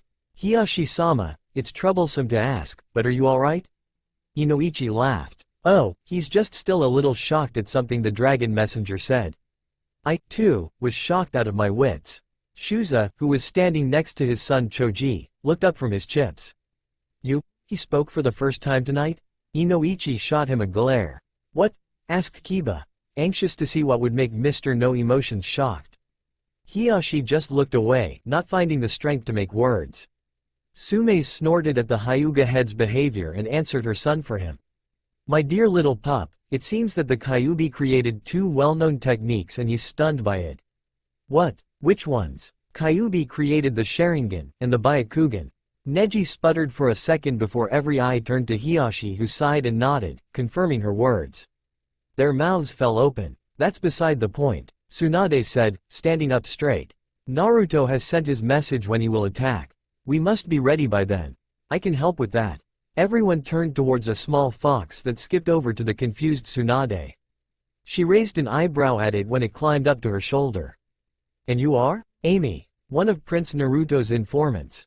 You insult me. I am one of the Kyuubi's summons. Since Kyuubi-sama is inside Naruto, Naruto gets to summon us. Grumbled the creature. Shikaku Nara smirked. Though Konoha dislikes foxes, they'd never suspect one to be a spy. I didn't even know there was a fox summoning contract. The fox huffed. Of course not. Only those Kyuubi-sama sees as worthy can summon us. It turned to look back at Tsunade. I bring you news that Naruto forgot to ask Kuro to say. Everyone's sweat dropped. That was so like Naruto. When the messenger arrives at the Hyuga compound in a week, he will bring Dragon Ninja Hite Atesh. An. I think that's right, the headband things. Correct me if I'm wrong. When the attack happens, discard your leaf Hite Atesh and put on the ones given to you. Even the civilians, so they know that they are on our side. Understand? Makes sense, Tsunade said. Will there be anything else? No. If you need one of us, we'll know. He said, running down and disappearing into the shadows. Now that we have that, what will our plan be? Was the stimulus response throughout the room. Bahamut crossed his arms and stood up straight. The ninja girls will be trained by magical spirits for 2 weeks before you're married to Naruto 2 days after you return. He said simply. Naruto sighed while the other girls gawked. He had expected this from his dragon father. The man, well, dragon disliked humans, but he absolutely loathed weak ones. Why? We're strong already, argued the Inuzuka female. Anko nodded. Yeah, what are you talking about? We're ninja for Kami's sake. That may be so, but as you're no match for Urza even if you all attack at the same time. Scoffed the Dragon King. Haku is fine and she carries my boy's baby. I don't want that baby hurt. So, in an hour or so, I'll send you to my dimension to learn the elemental magic. Of course, it'll be nothing like Dragon Slayers, but still powerful enough. The girls looked to Naruto, who just smiled and started sipping his drink. He decided it was much safer to not take a side. He'd live longer that way. The girls sighed in defeat. They didn't want to get on the bad side of their father-in-law to be, let alone a dragon. Good, now go get ready. As the girls headed to pack, Bahamut turned to Naruto and smiled. You chose good woman with potential, Naru. Naruto grinned back. Funny thing is they don't even know their own potential. Urza smirked, placing herself on Naruto's lap. He wrapped his arms around her waist. Hopefully the spirits can help. They have been known to awaken people's inner power. Excuse me, Haku said. What are these spirits exactly? Spirits of magic, Bahamut said. Powerful creatures made up of an element and have complete control over that single element. Urza turned to her. Though they have nowhere near the power of a dragon, her eyes narrowed dangerously. Their power, it's devastating. I've experienced it firsthand. They're not that bad, Naruto said. Some of them are my friends. Are they the ones who'll train them? Bahamut nodded. You amaze me, Naruto-sama. Urza said. You have just as many surprises in you as Natsu, maybe even more. Even he has trouble with the spirits. Naruto gave her the, what's that supposed to mean, look, and she just ignored it. Shaking his head, he turned to Haku. Where's Zabuza been anyway? Zabuza stared at the vast forest before him that seemed to twist and reach for him, mocking him, daring him. A dark shadow covered his face. He just went out to get Naruto and Haku a present for their marriage, which he had forgotten before due to excitement of living again. It was a simple errand, so why? Oh no, he was not lost. Zabuza never got lost. He was not lost. He growled and grabbed his sword. He was going to find his way back one way or another. He wanted to meet these new brides. They'd better be strong. He wouldn't have it if his cage was marrying weak women. With a swing of rage, the trees around him fell. Within the next hour, the girls had packed and were reluctantly ready to go. Zabuza is still missing, but if the distant booms were any indication, then he'd be back within the hour after destroying the forest. The six, along with Naruto and Bahamut, met outside the house while Haku and Urza went into town with Inari and his family to shop. Naruto faced the woman with a smile and said, "Ready?" The girls nodded. "Alright, I won't be with you for I'm staying here. After the 2 weeks are up, Bahamut will pick you up and bring you back here for our wedding and the final preparations." Understood? The girls, again, nodded. "Why can't you come with us?" asked Tenten, sad that she couldn't see him for a while. They hadn't seen him for 3 years then. After one day they're being sent away again. "I have to stay here and prepare. I have a few people I'm contemplating on reviving and seeing before things begin." "Enough talk," Bahamut said, holding out his hands. "It's time," he said. Naruto waved at them with an encouraging smile as a magical symbol appeared below the girls and, in a bright light, they disappeared. "Motherfucking assholes," exclaimed Anko as she slammed onto the floor of a cave with her face. She sat up and rubbed it while growling. "That fucking hurt." Dark chuckling caught her attention. Her eyes flew to the shadows and grabbed a kunai and stood at the ready. "A bad mouth, trust issues and good reflexes. I might just like you," said a hissing voice as a man emerged from the shadows. Anko examined the creature, for it was no human the way it looked. It had the shape of a man. Purple slitted eyes that sent shivers down her spine and skin that made Orochimaru look like a tan god. Black nails that stood at a point and fangs sticking out of pale lips. Its ears were pointed and had piercings all along them, with dark purple hair tied in a high ponytail. In places on the pale skin were purple scales that only added to the inhumanness. "Who are you?" she demanded with venom. The creature shook its head. Now, is that any way to speak to someone who's doing you a favor? It's not every day you can learn from a spirit, girl. I'm only doing this as a favor to my friend, Naruto. Be respectful, she huffed. Earn my respect, she spoke, causing a feral grin to come onto the man's face. I really do like you. My name's Khan, a spirit of poison. When I'm done with you, you'll be able to produce poison of any kind from your body. Let's not forget the fighting style of my people. Are you ready to get started, little snake? Anko licked along the kunai with a smirk. I was born ready. Ino landed at the edge of a cliff. She didn't even manage to gain her balance yet when the edge broke, causing her to fall. She screamed, thinking it was the end, but found herself just hanging. Geez, you just got here and you're already troublesome, said a boyish voice. Ino looked up at a teenager as he hoisted her up by her collar onto the ledge of the cliff, a storm starting to rumble in the sky. The teenager was an inch or two taller than her and had tan skin. His hair was streaks of blonde, red, and white. His eyes were a lightning yellow and the other lightning white. He stared at her. Ino Yamanaka, correct? I'm Blaze, a lightning spirit. You are? Is that an insult? Ino frantically shook her head. No, I was just thinking of something that didn't look human. To her surprise, Blaze chuckled with a knowing grin. Ah, you wouldn't be the first. He waved it off. Elemental spirits usually look human-like. Others don't. It's a common mistake. So, you're one of Naru's brides, I must say, he scored well, especially with a chest like that. Ino blushed and hid her chest with her arms and bag. Pervert. He laughed heartily. Alright. Ready to learn, Ino? She nodded. I'm ready for anything. Good, because learning lightning style is very painful. She gulped. Hinata landed gently onto the water and stood up. She looked around the beautiful area of sparkling water and a waterfall surrounded by a beautiful rainforest. She blushed. Pretty. It is, isn't it? Spoke a dreamy voice, causing Hinata to turn. She saw a beautiful woman with eyes as blue as Naruto's. Her silver hair had many beads and ornaments placed here and there and flowed gracefully in the wind, as if dancing. Her pink lips in a soft, loving smile that caused Hinata to feel warm. Her skin was a little pale, while her body nicely shaped. Hello, little Hinata. I'm Lily, a water spirit. Hello, Lily-chan. Just Lily is fine, Hinata. She spoke kindly. Child, Are you ready to bear the abilities of a water spirit? You must be calm and collected, kind in spirit. Do you believe you can hold the healing and destroying powers of water?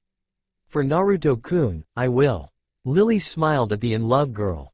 Very noble, Hinata. I can see why he loves you. Hinata blushed and tapped her fingers together.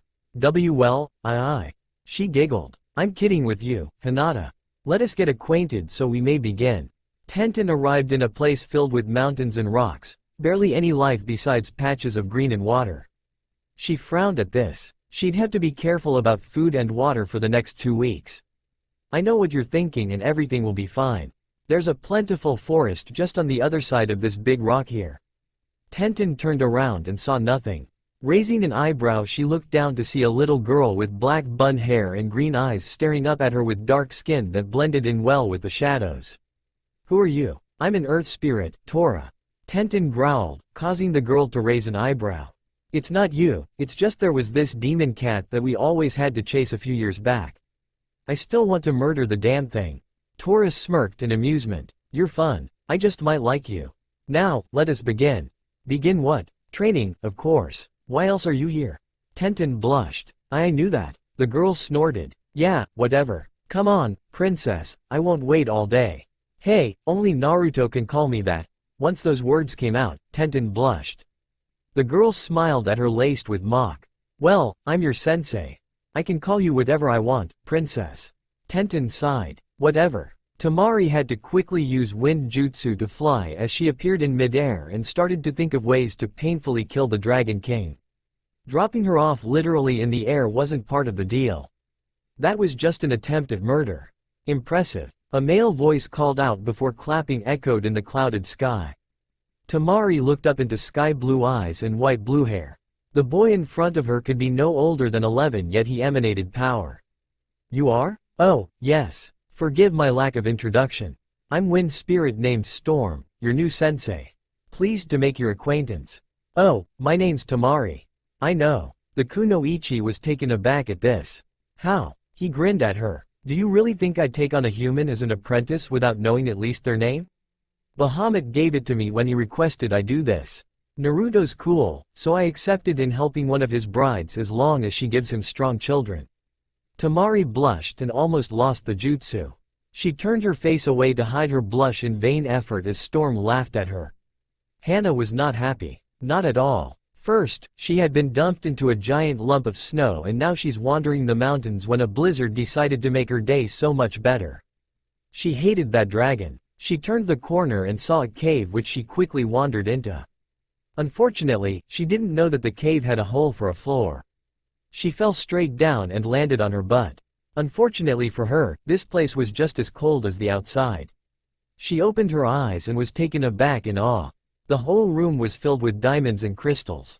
As she looked around, her eyes landed on a teenager with white hair, white skin, and white eyes. She looked albino, but was more like the embodiment of snow. Hello, young one. The girl spoke, her voice echoing off the gems. Hello. You must be the spirit I'm to learn from? Yes, I'm an ice spirit, Tanya. I do hope we can get along. Ice? I like that. So, when do we start? Tanya smiled at her eagerness, which reminded her of Naruto when they first met. Soon. First, let's get you somewhere warm. You'll be used to the cold soon, but for now, come. Thank you. Hannah shouted, desperately wanting warmth. So, drawled Naruto as he stared at the pissed-off Zabuza before him. Mind telling me why you were destroying the forest? Zabuza growled. It messed up my sense of direction. Some sort of strange magnetic pull or something. You mean you got lost? I don't get lost, you brat. Is that any way to talk to your cage? Zabuza growled. I don't get lost. Naruto smiled. Sure. Zabuza blushed before he huffed and stomped towards the kitchen to grab some of Tazuna's sake. Naruto shook his head and lay down onto the couch, relaxing while wondering how the girls were doing. He knew that once the training started, they'd be cursing Bahamut's name for all eternity. Kit. Naruto smiled at that familiar voice in his head. Kyuubi. It's been a while, you foosball. Naruto grinned as Kyuubi growled lowly, muttering about ungrateful, disrespectful brats with a scowl. So, what do I owe this honor? Kyuubi? I have some news, Kit, but I don't know if you'll like it. I certainly don't, but you. What's wrong? Kyuubi. Before I begin, even I thought him to be dead, so you weren't lied to. That damn Reaper probably just messed with everyone because she likes to do that because being eternal gets boring. I know this firsthand. Kyuubi, please. Well, I think he's alive. In a coma because it's faint, but alive. Who? Kyuubi. Who? Minato Namikaze, your father. Naruto nearly had a heart attack. If he was Sarutobi's age, he just might have. D-Dad is? Where? A few miles from here, the next town over towards the north. Zabuza. I'm leaving for a while. You're in charge. What? Bellowed Zabuza. What'll I tell dear old dad of a dragon then, huh? If it's not something he likes, I'm going to end up in the ground again. Tell him that I'll be right back, he shouted as he ran out the door, ignoring Zabuza's "that's not good enough" yells. You sure this is the place, Kyuubi? Naruto asked as he wandered through the small bustling village. It was one of those small peaceful ones that usually avoid war and have no ninja around, mostly a trade village. Yep, I'd know that powerful aura of your Yondaime anywhere. I still hate the man and I always will for sealing me. I like you, hate your pops. Deal with it. Naruto shook his head in mild amusement. Whatever, Q. Naruto walked into the small hospital, a little wary. If this was true, what would he tell his father? He had tried so hard to protect the village and trusted them. What would he do when he found out that the village, including his prized student, ignored his last request and tried to murder him countless times? He sighed. The truth. He would have to tell the truth. He wasn't about to see his dad for the first time and lie to him, but how should he treat him? He'd never truly had a dad before.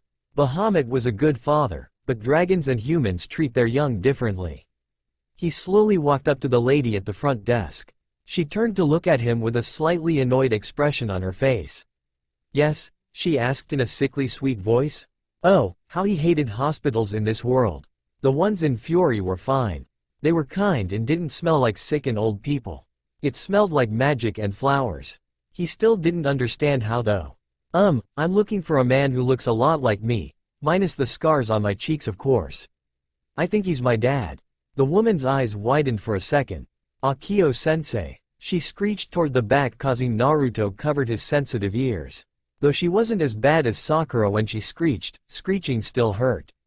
A man with a stubbed chin walked out with a lazy expression on his face, but everything about him radiated professional. Naruto smiled. Though the man didn't look it, he could tell that this man was the best as they come. What? He asked in a firm tone that had an "I just woke up" sound to it. She nodded towards Naruto. Think we got an ID on the blonde John Doe. You know, the one that's been in a coma. The doctor's eyes widened like the nurse. He looked at Naruto and examined him for a moment before nodding. Alright, come with me. Naruto nodded and followed him throughout the White Halls. The doctor didn't say anything, but the blonde could feel the hopeful anxiety radiating off the man. Soon, they came to a room. This is it. Take your time. Naruto nodded and walked in, shutting the door behind him. He nearly cried. Before him, in a coma, was the Yondaime, Minato Namikaze, Naruto's father. He bit his lower lip and walked over to him and sat down on a chair, looking straight into the face of the man who sealed his fate long ago, yet he didn't hate him. He lifted his fingers hesitantly and wiped some blonde hair from the Yondaime's face. He really did look a lot like an older Naruto. He smiled slightly at the warm touch, proving that this man was real and not another one of Naruto's dreams. Kyuubi. What, kid, I was sleeping. How'd I wake him up? The Nine-Tails snorted. And why should I tell you?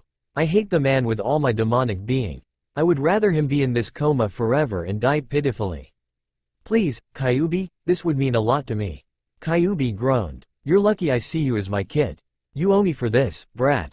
Naruto smiled. Sure, he spoke aloud with a smile, looking longingly at his father who he'd soon meet. We'll need blood. Naruto nodded and bit his thumb, letting the red flow.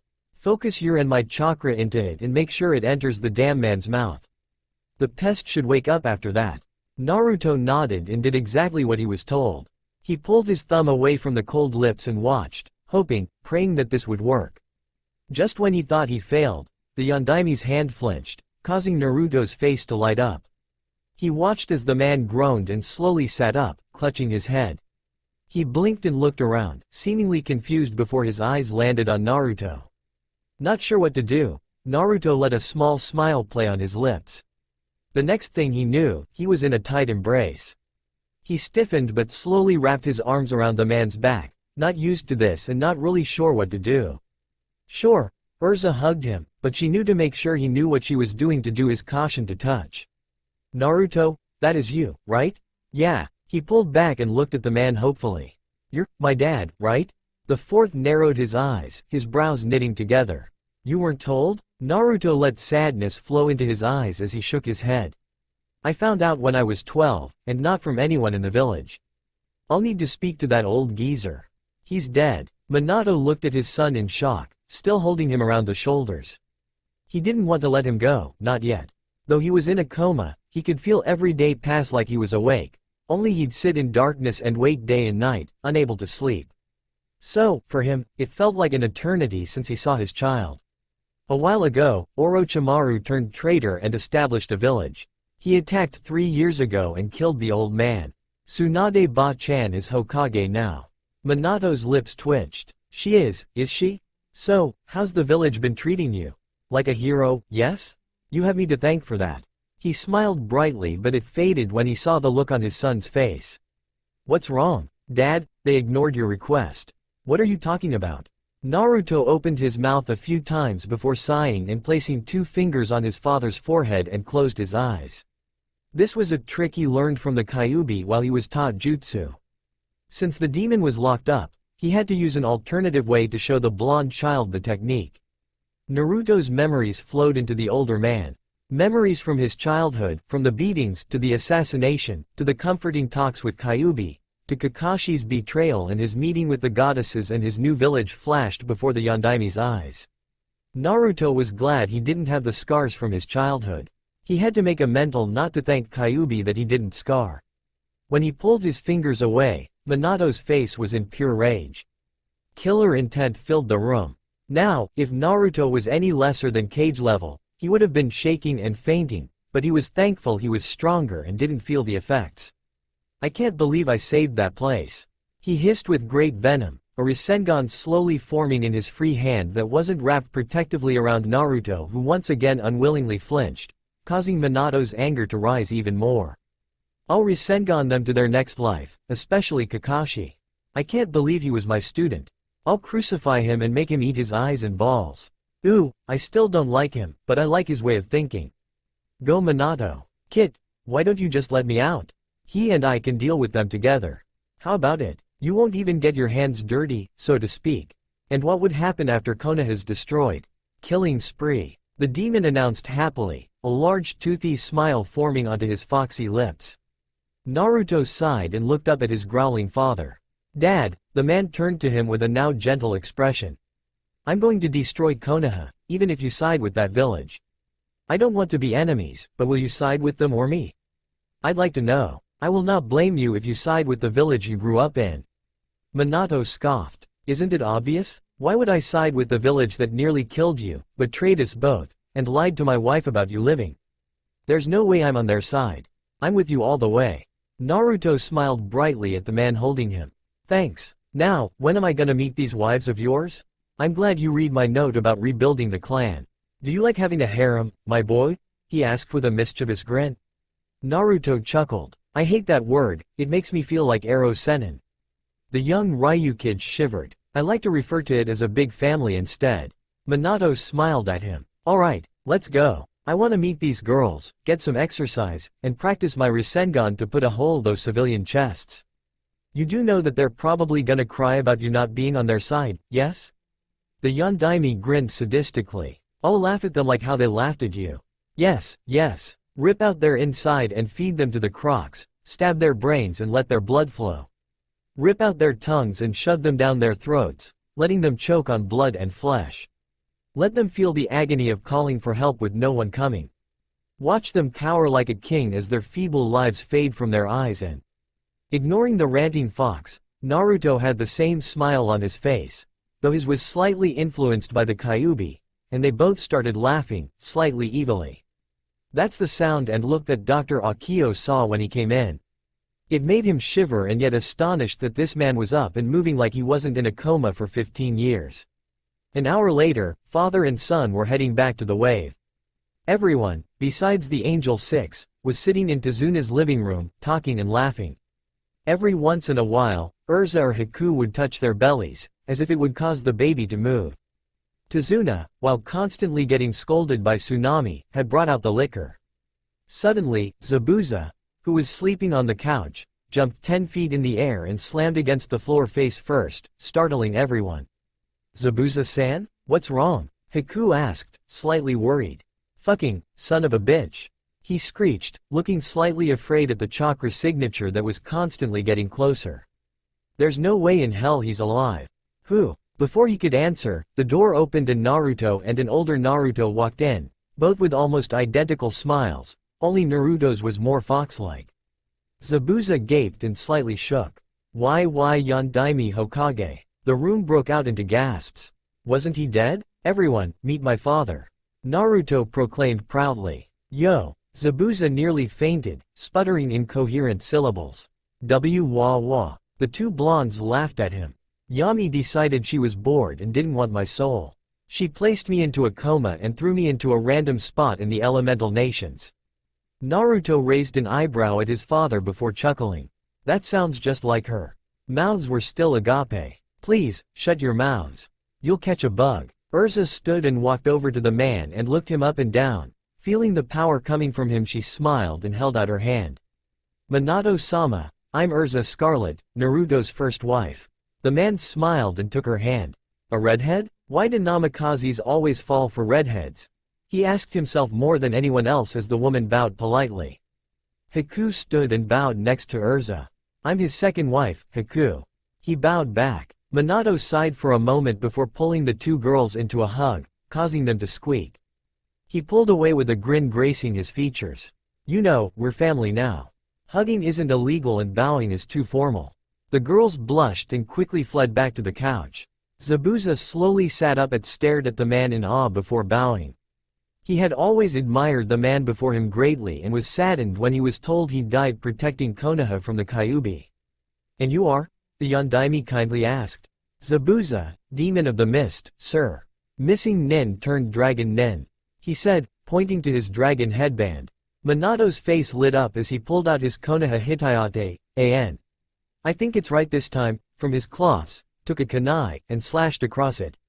He looked at his son with a smile who reached into his cloths and pulled out a duplicate of the one Zabuza and Haku wore. The Yondaime quickly tied it onto his forehead. "And now, so am I."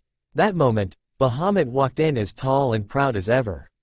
The two men quickly caught each other's eyes and stared at each other for what seemed like a century before Bahamut spoke.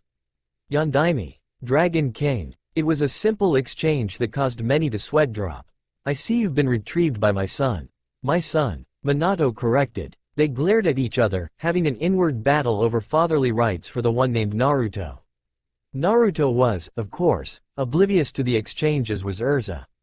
The rest of the room was amused and smiled. "All right, I have some business to attend to. I'll be right back, Dad," he nodded towards Minato. "Father," towards Bahamut. The two didn't hear, their glares still locked on each other, however, the others in the room nodded towards him. Naruto stepped outside and stretched for a moment before shouting, "Nora!" A large sky blue and black dragon appeared before the Dragon Prince. This dragon was slightly larger than both Kuro and Shiro. Naruto smiled at him. "Nora, can you do something for me?" Nora smirked. "From massacres to jumping into a volcano, to messages, my prince." Naruto nodded approvingly and tossed a large sack towards the dragon, who raised a scaly eyebrow. "This is your mission. Listen, I need a message delivered to the Hyuga compound." In the compound of the Hyugas, anxiety was at full notch. Tsunade, herself, was starting to walk circles, grumbling to herself. It had been a week and all the important figureheads of the rebellion were there, the clan heads, herself, Jiraiya, Ibiki and Iruka. She took a swig of her sake right before a giant dragon appeared before them with what seemed to be a mocking smirk directed at them. Tsunade already didn't like this dragon and wanted to punch him to next Saturday. "Maggots," the dragon began, causing everyone to flinch. "I have been sent by my prince for your answer." Tsunade huffed. "Isn't it obvious? We've agreed to join. We want this corrupt village to fall." I've had enough of the childish arguments with the council, going, Uchiha this, and, Uchiha that. The dragon nodded approvingly. He flicked his clawed foot at them and a large bag fell before them, landing right next to the Nara head who didn't move a muscle, deciding that yawning was best in that situation. Hiyashi Hyuga, not interested in waiting for the lazy Nara, walked from the other side of the room to the bag and opened it. Inside was around 100 dragon nin headbands. He nodded towards the dragon before handing them to Tsunade, who looked. Thank you. We will hand these out in the next meeting. The plan is simple, spoke the dragon. At the end of the Chunin exams, Prince Naruto will stand and shout, "It's time for judgment," and the battle will begin. Attack all those of Konoha, no one else. They will be our allies. Only Konoha. Understand? The rune nodded. Fully. Spoke Tsunade. Nora nodded. Clans shall be offered a place in Ryugakure. Though your homes will probably be destroyed, don't fret. Take all your most wanted possessions and seal them to put back into a newly built clan house. With each clan's help, we can rebuild an exact replica of your old homes. The clan heads smiled and bowed their heads at the dragon. We accept, they said simultaneously. My prince also wants to know how the so-called duck butt teme prick and the pink banshee howler monkey are doing. Snickers and scowls filled the room. The little bastard is being spoiled. Shibi Aburame spoke, surprising everyone. Aburame rarely speak, let alone curse. Hiyashi nodded. He's demanding for our clan secrets and for our daughters. Luckily, we sent them away because the council is demanding for them to return to help rebuild the Uchiha. Like I'd ever let my daughters near him. Iruka sighed. He's much worse than 3 years ago. After being defeated by Naruto, he's talking about murdering the brat and demanded for the Namikaze and Uzumaki clan secrets when he found out Naruto's identity. Luckily, all those scrolls disappeared, much to his disappointment. The dragon smirked, and they all knew where they disappeared to. And the pink thing? Worse. They all groaned. Louder. More annoying. Demanding. She had the gall to demand that I, the Hokage, to teach her to help beat the demon brat, and help Sasuke have strong babies.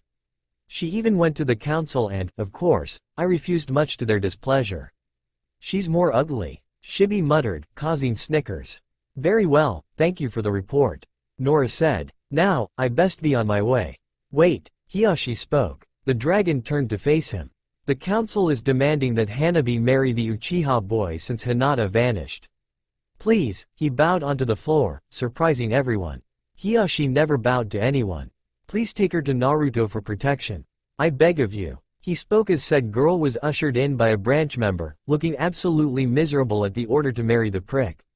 She had small rings under her eyes to show that she was afraid to sleep, afraid that someone would sneak into her room and take her away. The dragon faintly smiled. I don't think my master will have any qualms with it. Climb on my back, little one, and don't let go whatever you do. She nodded and looked at her father. Hiyashi-sama, quiet, Hanabi. After this war is over, we won't have any of these old traditions. The elders will be gone as well as caged bird seal. Call me father or dad from now on, okay? Tell Hinata that as well. Her eyes lit up in tears and nodded, quickly hugging her dad before climbing onto the large reptile. Bye, she spoke in barely a whisper. And with that, the dragon disappeared in flames. Naruto had to admit, he was surprised when Hanabi showed up at Tezuna's with the explanation and report from Nora, causing him to growl. He knew that Sasuke would probably get worse, but not this bad. Sakura, well, he can't say he didn't expect it. Hanabi seemed to smile more than he'd ever seen her do in the village, which made him smile in return. After all, she was going to be his sister-in-law soon. He didn't want his sister-in-law to be depressed, that just goes against everything he stood for. Plus, Hinata would probably murder him if she was. Speaking of Hinata, she and the other brides have been training for a week now. Naruto wondered how they were faring. From sparring with the Spritz, he knew that they didn't go easy. Shaking the unpleasant and painful memories from his head, he relaxed under the blue sky. He was approximately a mile away from Tezuna's and could finally get some fresh air. Despite telling them otherwise, Bahamut and Minato thought they had to compete for fatherly rights over him, which turned the air around the home quite thick and uncomfortable. Now, however, he was finally able to clear his head and think. He had been pondering about reviving the Sound Five. Not all of them, of course, but Kimimaro. He was a strong ally, one that had the potential to surpass Orochimaru, and the deceased snake bastard knew it and gave him that fatal disease. Which, without knowing the complete gist of the virus, he doubted he could heal him completely. Despite the abilities Kami gave him, he had to understand what he was doing when dealing with an injury which he found quite difficult. A twig snapping caught his attention and he quickly snapped up, kunai in hand and eyes sharp. He scanned the wooded area and his eyes landed on a figure not too far off of him. His eyes widened. Wah! Anko collapsed onto the ground, panting. She was covered in cuts, bruises, burn marks, poison marks, and her own blood. She lifted up her head to glare at her sensei, who was smiling down at her, clearly amused. "What's wrong, little snake? Tired already?" Khan mocked. "Has only a week of my training broken you? Pathetic. You have no right to call yourself Naruto's bride." That caused something to snap within her. She growled and shakily stood up before standing straight and unmoving, trying to contact her life's energy with closed eyes. A twisted smile formed onto Khan's face.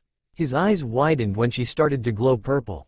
He smiled and licked his lips, intertwining his energy with hers, said girl, oblivious to what was going on around her. "You really are pathetic," he said, slashing an arm with his nails, trying to distract her. "I don't know what Naruto sees in you. You're just a freaky little girl with a freaky personality. Who would ever love you?" She started trembling, blood coming from her cuts. She bit her lower lip, trying to block out the insane spirit's voice that seemed to affect her so much. Maybe I should talk to Naruto. After all, he's my friend. I'll tell him you aren't worthy, strong enough, or good enough for him. He'll drop you like yesterday's lunch. Right, student of Orochimaru? You see, that's what I do." Her eyes snapped open, glowing a sinister purple as her life energy started sucking in his unconsciously. His simile broadened and started laughing. He pulled away after, having transformed her energy into pure poison. "Don't," she growled out, her fists clenching till they bled. Assume that. She clenched her teeth, her energy starting to waver. "Naruto would ever," she looked at him, "be like you." Her energy spiked, flying everywhere and poisoning all the plants, causing them to wither and melt. Khan stuck out his hands and laughed. "Yes, excellent." Anko started to feel weak. Slowly, her eyelids drifted together. Her energy receded and she started to fall. Khan was instantly at her side and caught her, laying the out-cold girl down onto the ground. "Well done, little snake, well done indeed," he whispered to her, and, even though she was unconscious, a small smile formed onto her lips. Blaze winced again as Ino screamed. She had gotten better, true, but being shocked by lightning bolt after lightning bolt would bound to be painful. Ino shut her mouth and gritted her teeth. She had to be strong. For Naruto. When the lightning receded, she slumped to the ground. Blaze walked towards her. "Better," he said, "but not yet. Stand up. We'll do this till you no longer feel the pain of electricity." She grunted and nodded, slowly standing up and taking in a deep breath. Blaze's hands lit up and lightning fell onto her once again. Blaze couldn't admit that he wasn't impressed. He was, very in fact. For a human, she had been getting used to lightning faster than anyone else he'd ever seen. Between himself, he was secretly enhancing the lightning's juice every time he struck her. She'd be able to handle most lightning now, no sweat, but he didn't want most. He wanted it to be all. No lightning or electricity to ever hurt her. Blaze was surprised that she wasn't screaming this time. Yes, she was gritting her teeth again, but that's much better than screaming. He watched as her features slowly softened until it was a peaceful look and her hair flowed about her as if she was swimming. It was an exotic sight. He smiled and called off the lightning and she fell to the ground, breathing heavily. He clapped and walked over to her, kneeling down. "You did good." She smiled at him. "And I must say that you looked absolutely why when lightning strikes you." "Pervert," she grumbled. He chuckled. "We're ready to go to the next step. We'll start tomorrow." She smiled once again before everything went black. Lily smiled at her charge. It seemed Hinata was perfect for the water element. She had already become one with the water and could breathe it, much to her surprise.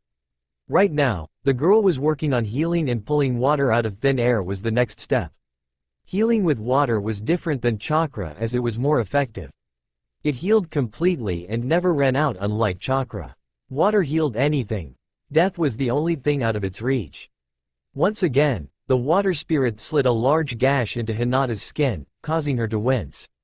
Again, she spoke. The Hyuga nodded and glowing water encircled her hand. She held it up to her wound and concentrated, and it slowly started to heal.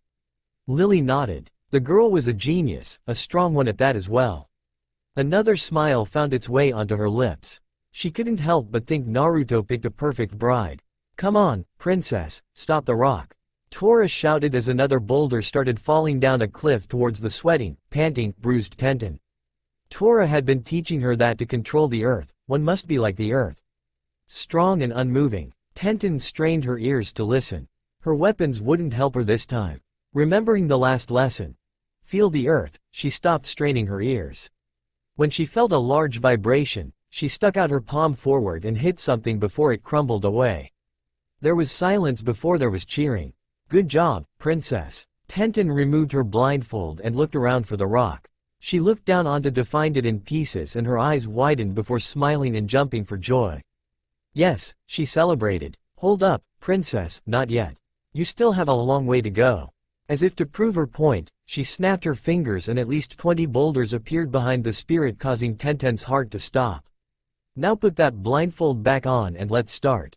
Tenten felt faint. Your wind control has improved greatly. Storm said to Temari as they walked along a cloud. For a human, I'm impressed. Temari wrinkled her nose at that hidden insult. I'll have you know, Naruto is human as well. Storm shook his head. I wasn't mocking your kind. I was simply stating that humans usually don't have such great control on wind. She blushed at her assumption. Plus, technically, Naruto is greater than human, but whatever. He shrugged his shoulders. He led her over to the edge of the cloud. What'll I learn now? Wind control is different among different situations. He answered. During the calm is easiest and during the rage it isn't. The rage has many different categories. Desperation, danger, helplessness, extreme anger, you get the idea. You're great with the calm category, so we're working on the rage category now. How? He smiled sinisterly. She didn't like that smile at all. It usually meant she was going to get hurt. Like this, he said, pushing her off the cloud. As she fell, she looked up and saw him waving at her with a smile. She screamed as she came crashing down through the air.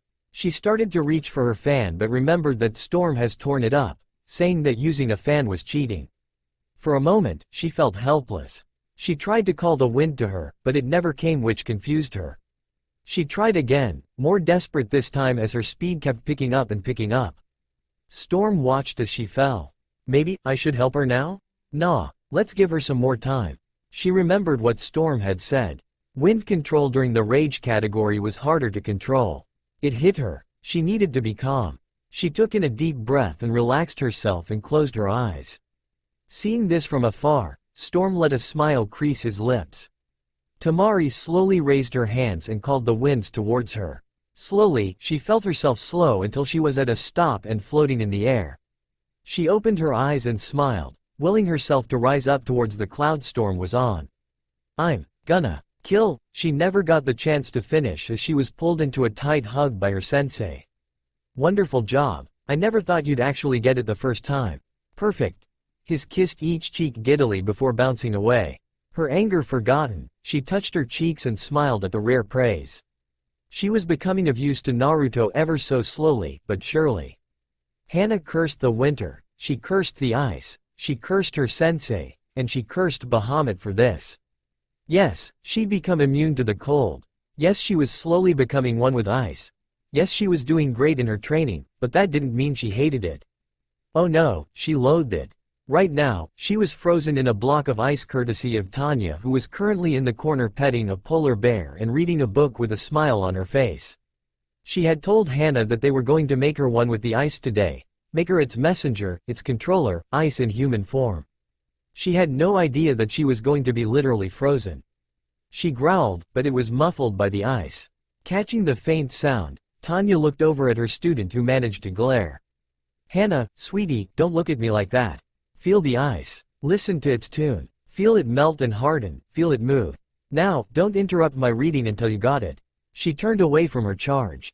Hana, with no choice but to listen lest she be stuck in the ice for the rest of eternity, closed her eyes and relaxed.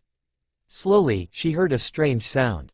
Realizing it was water running through the ice, she let go like the water and quickly realized that Tanya was right about ice having a tune. The ice cracking, moving, settling, and water running inside and outside of it made a gentle and soft tune that made Hannah feel at peace. Slowly she pulled up her hands and found that she could for some reason. Seeing this, Tanya put down her book. Hannah touched the shell of the ice, letting the coolness fill her pores and cells. She felt her body glow and didn't notice her hair turned white. She smiled and pushed on the shell of the ice, shattering it and fell to the floor. The glowing stopped and her hair returned to brown. Tanya calmly got up and walked to her charge's side and helped her up. "Wonderful, young one, wonderful." Hannah smiled at the compliment. "Thank you," she said. Tanya nodded. "Let's go have some tea. Tomorrow your training intensifies now that you're one with the ice." For the first time since Hannah became immune to the cold, she shivered. Back in the Whirlpool village, all was peaceful. People had just learned of their cage's child's planned invasion. Ninjas were already begging to help. They'd heard of what they did to their cage's son and were disgusted. Suddenly, a shout of both anger and joy broke out and the cage's desk flew through the window, nearly landing on some civilians. They all looked towards the cage tower, shrugged, then once again started business. Kushina was both mad and overly overjoyed at the moment. The cause. Danzo had vanished. Disappeared, was completely under the radar. Her spies in Konoha had just confirmed this. She was angry at him, so angry she wanted to grab the nearest Anbu and rip his head off. But she was also happy that the fool had finally been taken off of the council.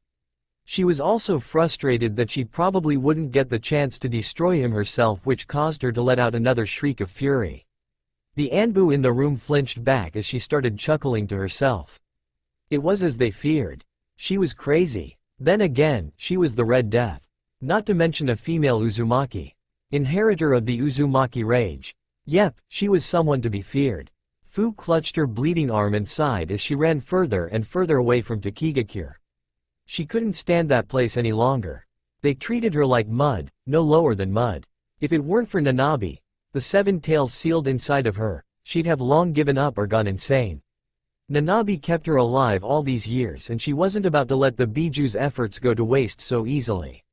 When she had been assigned a mission near the border of the wave, she had been inwardly jumping for joy at the chance to finally escape. But, her cage, who referred to himself as her owner, had run his fingers over the seals on her neck, showing her escape wouldn't be wise. If the cage felt like it, she'd be dead at the snap of his fingers. But no, she was too powerful and valuable to the village to be killed.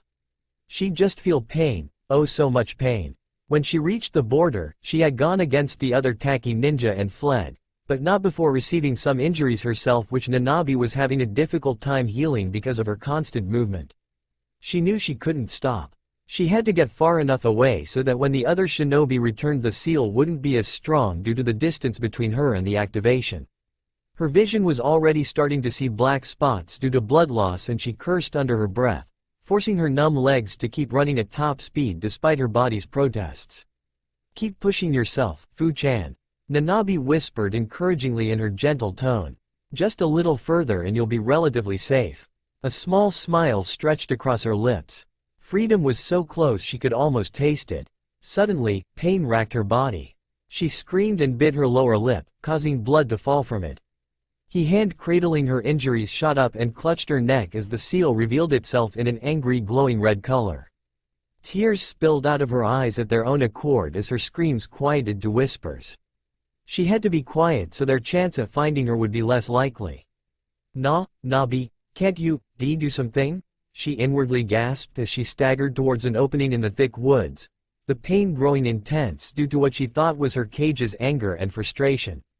"Fu-chan," Nanabi whispered her silent apology with slight anger in her voice. She wasn't angry at her vessel, but at those humans that dared to call her Fu-chan, her baby, a monster. "Sweetie, there's a chakra signature up ahead." Fu's eyes widened in panic. "A Taki ninja? Here?" She felt desperation claw at her insides. What would they do to her when they caught her?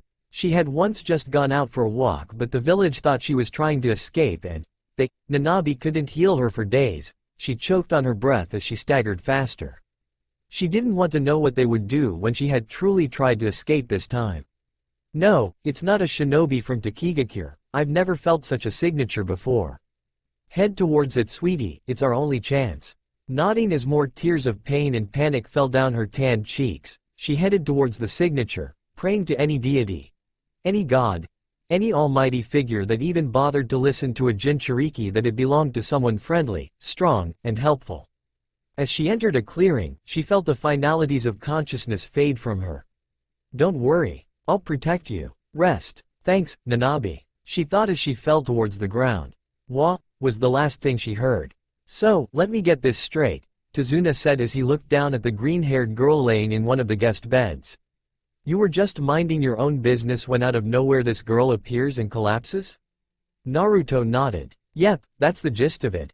Sighing, the drunk shook his head and headed for the door. You and your little adventures will kill me one day. Not before the alcohol, grumbled Naruto as he examined the girl. It looks like she's had it rough, Minato stated, examining the cuts, bruises and badly healed fractures with expert eyes. Pulling up her shirt to look for more injuries, he saw a sequence on her belly. She's a jinchuriki too. Naruto's eyes narrowed. Her village probably did this. He hissed, knowing full well how people viewed and treated jinchuriki. I'm willing to bet she was running away from them. Nodding, the Yondaime sighed. I'm no expert with the human body like Haku is, but judging from the scars she's been treated just as bad as you. Naruto flinched at that. Scars. Even with Kyuubi's chakra, some didn't heal. The worst of the worst, ones that would probably kill you 10 times over, would never heal even if you were a jinchuriki. Hey dad. Could you go find Haku for me? Sure, the Yondaime agreed, standing up and heading out the door. Hey, Kyuubi. What? I've got a jinchuriki here. Can you tell me who she holds? A jinchuriki? I go to sleep for 5 minutes and while I'm dreaming you find yourself a jinchuriki? Sometimes I wonder if more than just Kami, Tozi, and Yami like you. There's Jashin, he treats me like a little brother, and there's... It was a rhetorical question, Kit. Kyuubi rolled his eyes in exasperation. The kid could tame gods like an Inuzuka could tame a dog. You want me to identify the demon, correct? Naruto nodded. Yeah. After a few moments of silence, Kyuubi started laughing. Nanabe? You found Nanabe's vessel? Didn't think I'd be seeing her anytime soon. Nanabe, that's the Seven Tails, correct? Naruto pondered as he looked at the girl's pain-ridden face. Why is she in so much pain? He wondered to himself. Nanabe is the delinquent of the Biju. She's a caring creature, she is. Despite her power, she's sweet, kind, peace-loving. So, the complete opposite of you. He summarized. Correct. She always gets on my nerves. Don't do this, that's not nice, have some compassion, don't insult the humans, don't this, don't that, blah, blah, blah. I can't tell you how nice it is not hearing her and her talk about kindness. Though she's powerful and can be quite scary and sadistic when she's angry, well, let's just say not seeing her is a perk about being sealed inside someone. Naruto rolled his eyes. He'd have preferred having the Nanabe sealed inside of him than the Kyuubi. True, the two had gotten attached to each other over the years, but he could do without Kyuubi's lust for blood, death, and massacres. You don't seem to like her very well. I hate her, not as much as I hate the Yondaime though. Ichibi, on the other hand, hates her with all his demonic being. He's worse than me when it comes to blood and slaughter, and she always gets on his case. And, because she's stronger than him, he can't do anything about it. It's sometimes fun to watch too. Kyuubi spoke, drifting off into a memory. Naruto smirked at the last comment. That psycho versus a demonic saint, yeah, it would be interesting to watch. He focused his eyes back onto the pained girl. It wasn't her injuries, they were nearly healed thanks to Nanabe. So, maybe it was something internal? No, Nanabe would have healed those first. Think, Naruto, think. He pushed himself. What were some of the things Sarutobi prevented from happening to him because he was a jinchuriki? Being turned into a mindless weapon, being killed, being locked away, being turned into a baby machine and have his descendants join Root, get a loyalty seal placed on him, get a, wait, no. Growling, Naruto looked at her red neck and let chakra seep into it. Just as a seal appeared, chakra surrounded the girl and stabbed itself through his hand as a warning. While still glaring at the seal on the girl's neck, he remained calm and still. Don't worry, Nanabe. I won't hurt her, she's like me. The chakra calmed at that, but didn't disappear. It removed itself from his now bleeding hand, which Kyuubi quickly healed for him. Pushing more chakra into her neck, his growling grew even more feral when it came into full view. Fucking sons of bitches. A squeak from the door caused him to look over to see a startled Haku and confused Minato in the door. Naruto's glare didn't diminish and gestured for Minato to come look. When the man got a look at what had unleashed Naruto's ire, he glared and cursed as well. "What's wrong?" Haku asked. "We got ourselves a loyalty seal," snarled the Yondaime. "What exactly is a loyalty seal?" she asked. "A loyalty seal is just that, a seal that ensures the loyalty of one to another. The Sandaime kept one from being placed on me so I couldn't go against the village," Naruto said softly. "If you disobey an order, fail one, or simply displease them, they can force you through indescribable pain so you won't do it again. If it's activated for a long period of time you will die, and it's not a peaceful death." Now, it was Haku's turn to curse as she realized why she was brought here. She immediately started to examine the girl when the chakra started to get more intense. "I won't hurt her," Haku assured, not even stopping her examination. "Do you know of a way to disable it? I may be a seal master, but I've never seen a loyalty seal like this one," Naruto muttered, running his fingers over the complex design. Minato shook his head. "Neither have I. I'd have to study it." Nodding, Naruto brought out a scroll and quickly drew an exact replica of the seal on the paper before rolling it up. "Haku, please keep her alive as long as you can. I'll do my best, but I've never worked with a seal that's supposed to kill her," she said, not looking at them. "I can't promise anything, but I can at least prolong her life by a few hours, I think." Her voice was soft, successfully relaying the message to hurry. Outside of the room, Naruto turned to his father. "Go visit Mom." Minato raised an eyebrow at the tone of his son's voice. This wasn't a suggestion, it was a command. "As much as I'd love to, we have a dying girl in there. I can take care of it. I'm on par with you right now in seals. I can't visit with you because I'm a Jinchuriki too. I feel a connection to my fellow vessels and can't abandon them." Minato stared into Naruto's hard eyes before sighing. He had no choice, it seemed. "Alright, but if you need any help, send a dragon." "Of course," Naruto grinned. "But, before you go, I have a present for you and Mom." Eyeing his son with a childish gleam in his eyes, he said, "What kind of present?" "Damn it," Naruto snarled as he threw the scroll to the floor. It had been 4 hours since he had started studying the seal and he gained a total of 0 progress. Whoever made this was either a genius in seals or stumbled upon it by just pure luck. "Kyuubi, what? Screaming like this will make me go deaf, kid. Do you know how to deactivate this seal?" Naruto asked, focusing his eyes on the seal on the floor for the fox demon to see. "A seal, kid? What in the 9 hells made you think that I know about seals? You're sealed. Your logic has left me speechless." "Shut it, Kyuubi. Do you know how to or not?" The king of Biju huffed. "I have no knowledge of seals. I may have been sealed a few times, but I find seals in general a waste of my time. You know, if you knew about seals you might have been able to avoid being sealed numerous times. Get back to your studying. That girl doesn't have much time left." The young Ryukage resisted the urge to roll his eyes at Kyuubi's change of subject. He knew that the demon was right. The girl should have died already, and it was only thanks to Haku that she was alive. Focusing his eyes back on the seal, he traced the design with his finger. He could heal death, this was true. He brought Haku and Zabuza back to life after all, but this kind of death is different. It wasn't of natural causes. The last time he'd tried to heal in a situation close to this one, he'd been in a coma for days. He knew he could just let her die and revive her later, but he'd be damned if he let that happen. He wasn't heartless, he wouldn't let her suffer both this pain and death only to be revived again. He was missing just one thing, just one little piece that was decisive to unraveling the whole thing and bringing the girl back from the clutches of death. Impatiently tapping his finger on the table with an irritated beat, he wrinkled his nose and scowled at the seal design. His glaring ceased, however, when he saw something that made him pale. They didn't. Kushina stared at the man standing behind her desk in shock, her brain not working. It looked like, no, he died. He's gone. They never found a body, or, it can't be her love, her husband, her sunshine. It had to be some cruel trick.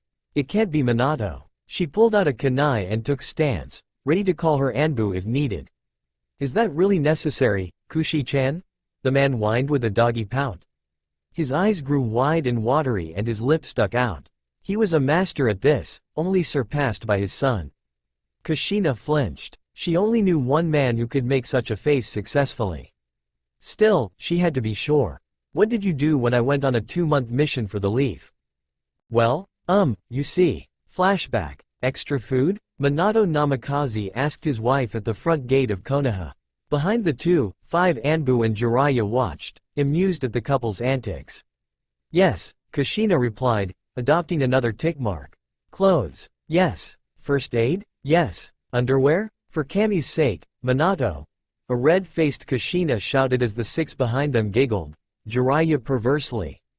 I'm fine. But, Kushina, I'll miss you. Crossing her arms, she turned away from her flaunting husband. You're the one who assigned me this mission, Minato. Now, let me leave. But, Minato. Sighing with a pout, the Yondaime nodded. Straightening herself up, Kushina bent down and placed a kiss on Minato's forehead. He looked up at her and she winked. Be back in 2 months, Minakoi. And as she said that, she and her team vanished. Minato stared at the empty place before him before he fell to his knees and started weeping. I changed my mind, Kushina. I'll assign the mission to someone else. I miss you Tilda, he cried. And Jiraiya couldn't hold it in any longer. He was on the ground as well, rolling around in laughter. Flashback end. Kushina's sweat dropped at the pathetic man in front of her. He was tapping his fingers together while pouting. She shook her head and sighed, letting tears of joy fill her eyes. Slowly, she approached the man with open arms and they immediately embraced before Minato took her face between his hands and kissed her. They would have stayed like that forever, reunited and protected in one another's arms, if the Anbu didn't decide that they wanted to speak with their cage. Stepping in, one began to talk but paused when 2 glares were directed at him from 2 people who just parted. Seeing the Yondaime, his eyes widened, before taking the hint and pushing the others out, shutting the door after him.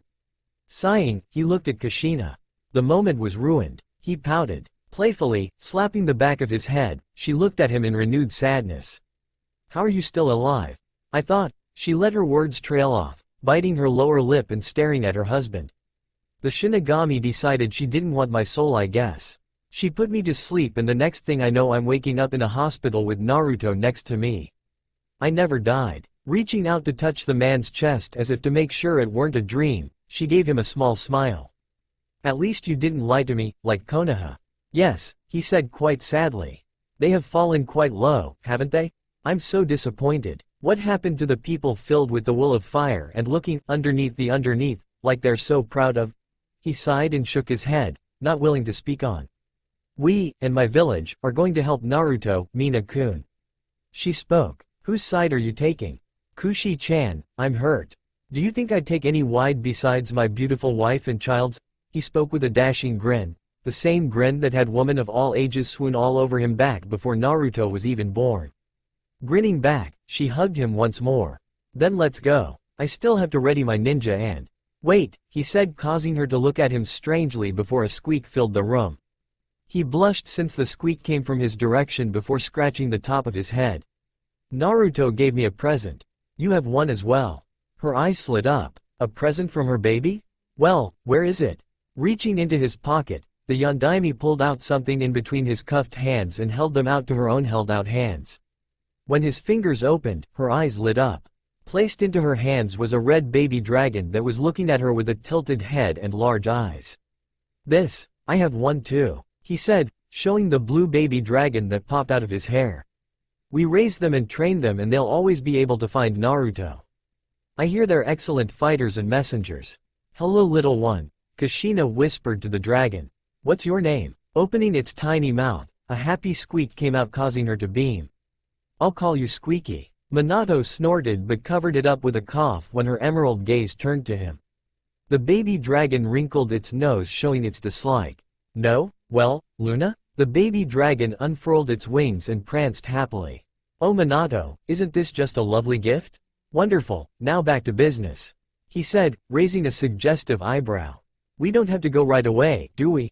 Smiling, she placed the baby dragon into her bag, grabbed Minato's wrist and started dragging him out of the office. The Anbu jumped when their cage slammed the door open. Lady, I'm taking the rest of the day off. she announced, running off while dragging the blonde man with her. All the poor Anbu could do was stare after them, bewildered. Haku glared at the seal on the girl's neck. Whatever she did to counter it, it always came back stronger than ever. It was really starting to piss her off. Truthfully, she wanted to just stab the girl's neck until the cursed things was gone from this planet. Though the girl would die and Naruto wouldn't like that, life was just full of choices. Fucking idiots. This whole damn world is full of fucking idiots. She jumped at the demonic scream that echoed through the house along with the quick burst of both Kyuubi and Naruto's chakra. She squeaked when the door slammed open to reveal a majorly pissed Naruto whose eyes had turned red. Unintentionally, she let out a whimper. Hearing the whimper was what was needed to calm Naruto down. He took in a deep breath and calmed his chakra, his eyes reverting back to blue, but he could not hold the hateful look from molting onto his face. What's wrong? The damn seal is the problem. Don't tell me you couldn't solve it. Don't need to. I already know that these people were idiots just by looking at it. He growled, slamming fist against the wall making it crack. They foolishly combined two seals blindly thinking it would make it stronger. I'm surprised the girl's even alive still. Haku's eyes widened. You mean? Yeah, even without activating the seal, it was killing her and they probably didn't even care if they knew. They probably didn't even check to see if it was safe. Do you see why I hate this world so much? Haku narrowed her eyes. Can you do anything about it? I can. He stood up and cracked his knuckle. But I must warn you that I have no idea what I'm doing and will probably end up in a coma. She grabbed his hand. Don't do anything stupid. He grinned and gave her a comforting squeeze. Understood. He kneeled before the bed. Nanabi, I'm gonna need your help. Though I have been given the ability to heal any injury, I don't want to mess this up. Your vessel will be in pain. I need you to keep it at a minimum. My understanding of the seal is shaky at best, so I don't understand entirely how this will end up. Do you understand? As his answer, a soft yellowish orange started to coat the girl's body. He quickly made a sound barrier and turned to Haku. I'm staying here, she said stubbornly. You already said that you'll probably collapse. Turning back to the girl, his hands started to glow a soft blue-white. Then let's get started. He gently placed one around the girl's neck in a gentle yet firm grip and laid the other on the girl's stomach seal to help give Nanabi more freedom to help her vessel. And, as he expected, the girl started to unconsciously scream and flail. He grunted as a fist connected with his chest, still not moving his hand from her neck. Nanabi, keep her still. Almost instantly, the flailing lessened. Haku rushed over to keep the girl's hands pinned above her head. Unfortunately, the screaming didn't lessen. For Naruto's sensitive ears it was torture. He was sure they'd be ringing for days. He moved his eyes to the seal and quickly skimmed it. Shifting his hand a little bit, he started to sink his fingers in. Haku, who had expected blood and tearing, didn't expect for the fingers to seep into the girl's skin with no damage. In fact, it looked like the world around his tanned fingers rippled like when you threw a pebble into a pond. Despite how painless it looked, the girl's screams increased tenfold and the great flailing started again, and Nanabi's chakra increased to try and keep her vessel calm. Shifting his weight to the hand on the girl's stomach, Naruto was able to help reduce it a little, but he still wished Nanabi could just stop it altogether. Hold her down, Haku, Naruto whispered, already feeling himself go slightly faint. Many people don't realize it, but seals were some of the most powerful ninja arts. And, if someone messes one up even the tiniest bit, not only will it be a danger hazard, but it'll take a lot out of the healer and remover. Now, where? He pondered. Playing with a seal, even if it was perfect, was like playing with a house of cards. Bump it just right and it will all fall down. In this case, the girl would probably die and who knows what else. He grinned when his fingers touched just the right spot. Found it. Encircling his fingers around the seal, he pulled back in a flash of white light, grunting at how much it tried to hang on. Haku watched, amazed and blocking out the girl's screams as her husband pulled it from the girl like it was tape on a wall. The seal floated in the air for a while before fading from existence. Naruto collapsed to his hands and knees, gasping for breath. Haku was immediately at his side. You'd think an ability from Kami would make you invincible. Nothing's invincible, Haku. He breathed. To heal something I must have an understanding of it at least. I didn't understand that seal very well, so it's natural this will happen. I'm going to sleep now, okay? She nodded as he closed his eyes and leaned against her shoulder. Good night. After Naruto closed his eyes, the girl began to glow once again. A pulse of powerful chakra and a bright light caused Haku to shut her eyes and look away. When it grew dark behind her eyelids, she opened them and gasped. Before her was a woman of beauty. She had long golden hair tipped with orange, her bangs pulled back into a braid that flowed down the center of her hair. She wore a form-fitting blue kimono with golden beetle designs. She crawled over to the unconscious girl's side and smiled down at her with soft green eyes. "Who are you?" Haku asked, reaching for senbon needles just in case. The woman smiled kindly at her. "I'm Nanabe." Staring down at Naruto, Fu studied his every crevice and muscle. She just couldn't understand why he had saved her. She was a Jinchuriki, a monster in the eyes of others. No one bothered with her well-being. No one bothered to even look at her without glares of all kinds, giving her the stares that said they were better than her. It made her want to slaughter them all. When she had awoken and saw the raven-haired girl clutching an unconscious blonde, her first reaction was to attack. She went to kill the girl and boy only to be stopped by a beautiful woman eyeing her disapprovingly. Before she could spit out a, "Let go," the woman spoke in a tone she was all too familiar with, "Nanabe." At first she was skeptical that the woman before her was Nanabe, her demon mother figure in human form.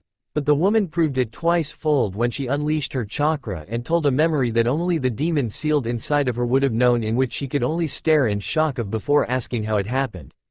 Nanabe, herself, wasn't sure either. When the boy, Naruto, had unsealed the loyalty seal, something her eyes widened at before focusing on the blonde boy. Something had happened to the seal on her stomach. She was still sealed to Fu, but only by a string. Fu had immediately pulled up her shirt and saw that indeed 90% of the seal had vanished. Naruto was relocated to the bed she had been unconscious on, and she wanted to stay for a while. Haku, the woman, was apparently his wife and was very reluctant to leave her alone with her husband after her little display with attacking them. She assured her that she wouldn't attack her savior, it wasn't her ninja way.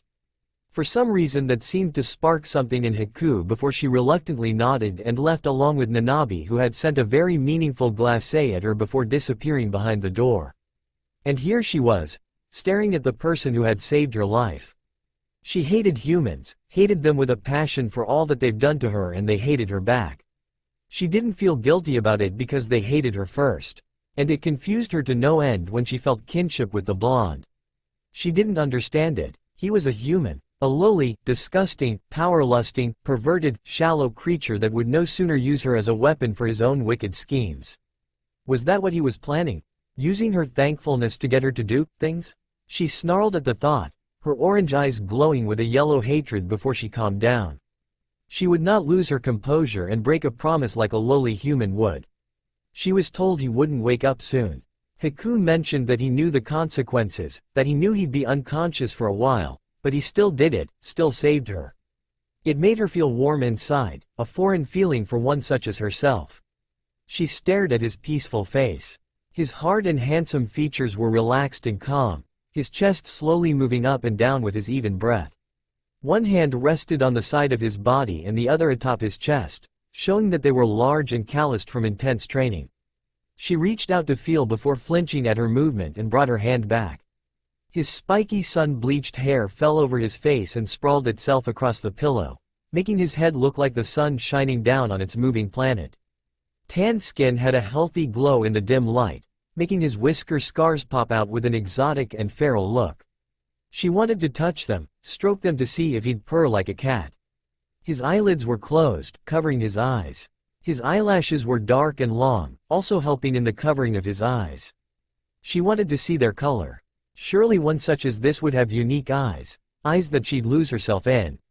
Shaking her head, she punched her forehead. What was she thinking? Was she seriously just fantasizing about a human she'd never met before? She must still be out of it. It was the only explanation.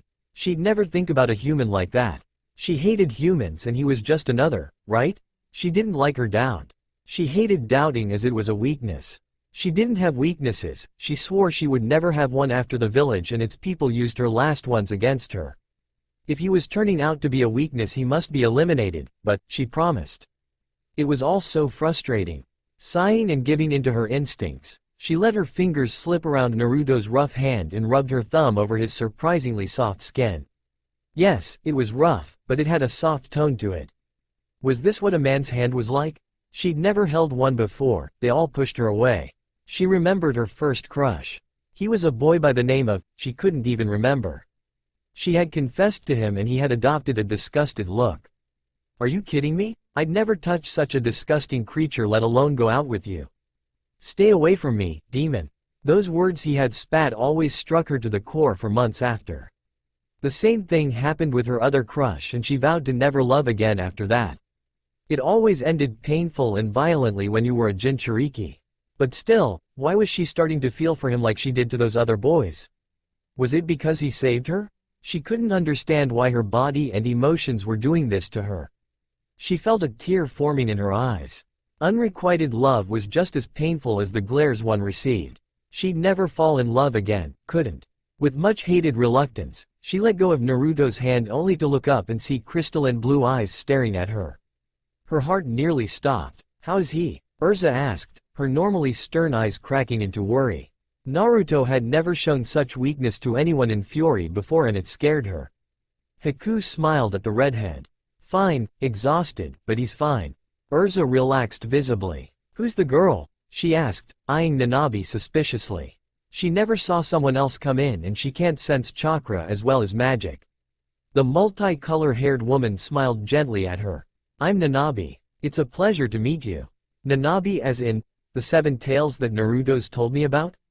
Yes. Her eyes narrowed and she got ready to equip before Haku placed a hand on her shoulder. It's alright. She's not going to harm us. If she was, she'd have done it already since Naruto's unconscious.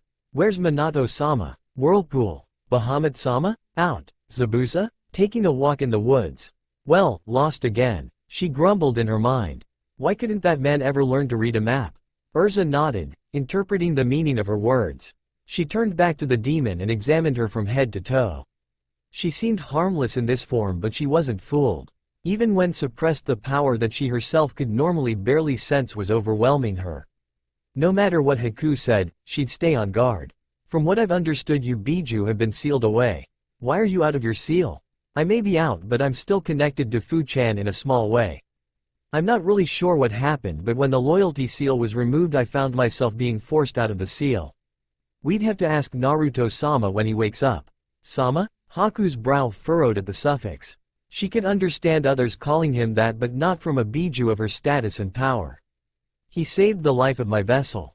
He has my respect, she said simply, a fond smile on her face and half-lidded eyes as she remembered his efforts to save Fu. He's a Jinchuriki too, right? Urza and Haku nodded. Her gentle smile widened. Then that's another reason why he has my respect. Being a Jinchuriki is not easy for anyone. You're different than the other Biju. She blushed a little. I'm known as a delinquent in the demon world. Demons that act like me usually get bullied, but because of my power I've avoided it. She shook her head. So, which one does he hold? Kyuubi. Nanabi's eyes widened. Q-kun? Before she snickered. I should have guessed from the whisker scars. So why did she attack me and Naruto? The demon's bright face saddened greatly. As you know, Jinchuriki aren't treated the best in this world. Because of this, Jinchuriki don't trust easily and some despise humans as a whole. My dear Fu applies for both of those. When she sees a human, she doesn't know her first thought is to attack. Trust is very important for Naruto. I had the feeling he never really did trust us until after he revealed he was a Jinchuriki to the village. Urza mused aloud and smiled. I still remember the face he made when we accepted him. Acceptance, something Jinchuriki crave and can usually never have. Nanabi sighed. It's a sad thing really. Alright, I'm confused. Haku said. How on earth did you end up being sealed? You seem like you won't harm a fly. Nanabi shrugged. Why else? She sat down gracefully onto the couch behind her. As time went on, the other major ninja villages started to gain Jinchuriki. Takigakure feared that they'd be overlooked and wanted a weapon of their own. They tracked me down and sealed me into Fu-chan. I've been watching over her ever since. I see her as my little sister that needs protection and comfort. The two girls smiled at her. It seems that some of the Biju become emotionally attached to their vessels. Kyuubi sees Naruto as his son and Nanabi sees Fu as her sister. It got them to wonder how many other Biju become attached to their vessels or if it was only just the two. So, Nanabe said with a wide grin. When are you due? Due? It took the girls a moment to realize before they blushed. How'd you know? Urza sputtered, automatically going into the defense against her pride position she always adopts when she's embarrassed. Don't underestimate a demon. I can feel the chakras swirling around your uteruses and a new chakra signature forming in them as well. I could tell you were pregnant the moment I saw you. She beamed. So, when are you two due and how was it? The girls turned even redder before a scream erupted through the house. Fu pinned herself against the wall after a little vocal demonstration as she wearily watched as Naruto removed his hands from his ringing ears with a pained look on his face. She always knew she was loud, and felt prideful inside that she could still accomplish her banshee shriek that always caught enemies off guard and got them out of their funk for a few seconds. He chuckled a little and spoke in a naturally raspy voice that made her blush. Well, you certainly have a pair of lungs on you. I'm Naruto Uzumaki Namikaze by the way. Her blushing stopped, doing the polite thing and answering back. Fu. In her mind, her wheels were turning. Where's she hear the name Uzumaki Namikaze before besides Kushina Uzumaki and Minato Namikaze? Wait, you're the Jinchuriki of the Kyuubi. He grinned. The one and the same. So that's why she felt a kinship towards him. He was a Jinchuriki like her. Hated, despised, glared at, spat at, their existence cursed in every word spoken to them. It was the first time she'd met another Jinchuriki and if she was still in Taki she'd have been ordered to bring him back to become loyal to the village to make it more powerful. And why wasn't he mentioning about her holding his hand? Either way, she was glad he wasn't. Why'd you help me? The words fell from her mouth before she could even think them. Subconsciously she realized that to heal her and remove the seal he had to have known she was a Jinchuriki but not before. Why would a Jinchuriki help a normal human? He blinked. You were hurt. Do I need another reason? She stared at him blankly, those words barely registering in her mind before the door slammed open to reveal Urza, Haku, and Nanabe. Naruto. Urza shouted before dashing over to him and clutching him. Are you harmed? Urza, I'm fine. He assured, gently removing himself from her iron chest, standing up and doing a complete 360 to show he had no injuries like he said. See? Urza and Haku relaxed before they turned to look at the source of the loud wail. Are you alright? Haku questioned. She raised her eyebrow, still not understanding why a human would be concerned for her before she nodded slightly.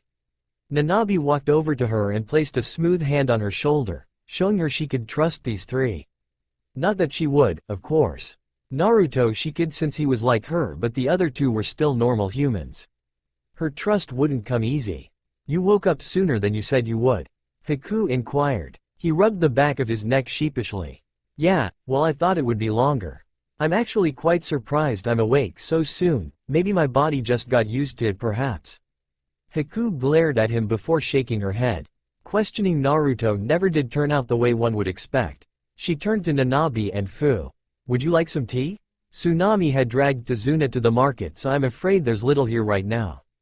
Tea would be lovely. Nanabe commented with Fu nodding. What about Inari? He's at school, Naruto. The blonde blushed at his careless inquiry. Right, I knew that. I know you did. She rolled her eyes and headed out the room. I'll be right back. She's a nice girl, Nanabe said. Naruto nodded. She's an amazing woman. I'll go help her. Make tea? Urza questioned. Yes. You can't make tea. He grinned. But what ulterior motive could I possibly have? He asked innocently as he dashed out the room while Urza chuckled. Nanabe smiled and opened her mouth to speak but was surprised to be beaten by Fu who looked both confused and angry. Why? Why do you show him concern and love? He's a Jinchuriki, he has a demon sealed inside of him. He's not normal. Why does he show you such emotions back as well? You're a normal human and normal humans abuse us, I don't understand. Much to her ire, her voice sounded shaky and pitiful. She hated being so vulnerable. Urza looked at her with a completely serious expression. I can ask you a question of my own as an answer. Why do you hate every normal human like we're a plague? They abuse us. They call us demons and treat us like we're the lowest of the low in property. One gave birth to you. Fu's eyes widened at this proclamation. That was true, but, do you despise your own mother? No. Her mother was the only one to stand by her side throughout the years until she was killed when she was trying to protect her daughter from another beating. Not all humans are the same, just like how not all demons are the same. Naruto knew this and reached out for others, knowing that someone would accept him. Someone wouldn't see him as the Kyuubi. Someone wouldn't despise him. He met us all through that belief. He's worked for it and found those who see him for who he is. He's not just the son of Kushina, the Red Death. He's not just the son of Minato Namikaze, the Yellow Flash. He's not just the Kyuubi Jinchuriki. He's Naruto, Ryukage of Ryugakure, and the most caring soul you'd ever meet. Being a Jinchuriki doesn't make you a monster, your personality and beliefs do. With that, Erza turned away and left the room. Nanabe turned and looked at Fu, who had a look of shock on her face and stayed silent, knowing the green-haired girl needed a moment to herself. For Fu, the wheels in her head were turning. The redhead had made a point, but she just couldn't quite grasp the concept. She sighed and leaned against the wall. She had some thinking to do. No, Kushina, Minato said sternly. But I want to go see my baby. Kushina shouted. She had been pestering her husband about going to see her son before the Chunin exams started. However, he refused her, which surprised her. Minato never refused her unless it was for a good reason. She just couldn't see the harm in going to see her once thought dead son.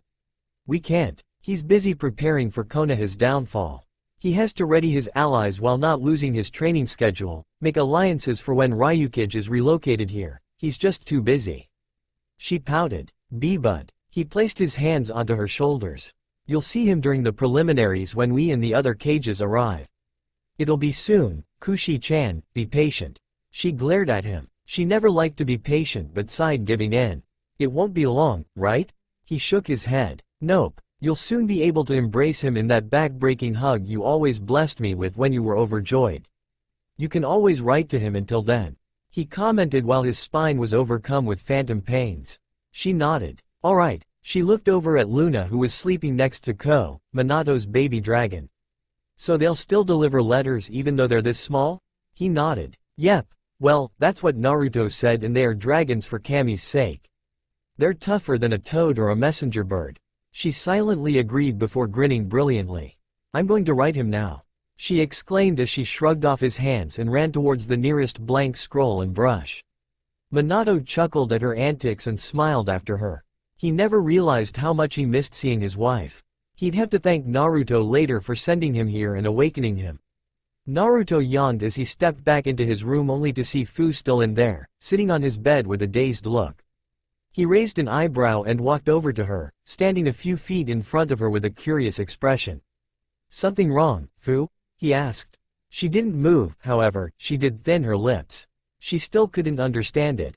Every time she was alone with him she felt like blushing and that 1,000 uninvited butterflies invaded her stomach. Erza's words only prolonged that feeling. Is Erza your wife? He smiled and squatted before her. Yep, so is Haku. She let surprise fall onto her face. Both of them are? He nodded. Yep, there are 6 others as well who are my fiancés as well. Her mouth fell open. Wah. He chuckled at her reaction. You're not the only one to be surprised. However, when I tell a man his gaping is usually followed by a lucky bastard here and there. Why? You see, before I found out my dad and mother were alive they left me a scroll. My father was supposed to have died sealing the Kyuubi into me, so I would have been the last of the Namikazes. My mother was also supposed to have been dead, so I would also have been the last of the Uzumakis. I was to rebuild the clan, so I fell under the CRA, the Clan Restoration Act, if you didn't know. My parents can't have children anymore due to age, so it's my job. Of course, I'd only marry who I love. I hate men who just grab beautiful women off the street to satisfy their perverted desires. So, you have a harem? Harem is a word I despise. I like the term big family. She looked at him carefully. Strong, caring, understanding, a Jinchuriki. He was perfect in a sense. It made her heart flutter. Could I be? There's only one way to find out. She suddenly thought. Then she did something that shocked even her. She jumped up and kissed him. His eyes widened for a second, not knowing what was happening before he closed his eyes and kissed her back, slipping his arms around her back. His right hand found its place in her hair and he pulled her closer, filling the kiss more. Fu felt filled in a way. She couldn't describe the happiness she felt, nor did she know why she was doing this. She'd only just met him, for heaven's sake, but she just couldn't stop. They pulled away from each other, panting. Naruto looked at her with his silly grin. Well, that certainly was forward. She blushed. Outside the door, Haku and Urza grinned at each other. Well, looks like we got another person to share him with. I'm astonished that it's still growing. Haku shrugged. Well, you know the saying. The more the merrier. That's all for now. If you want to see next part, then please like this video and subscribe my channel. Thank you.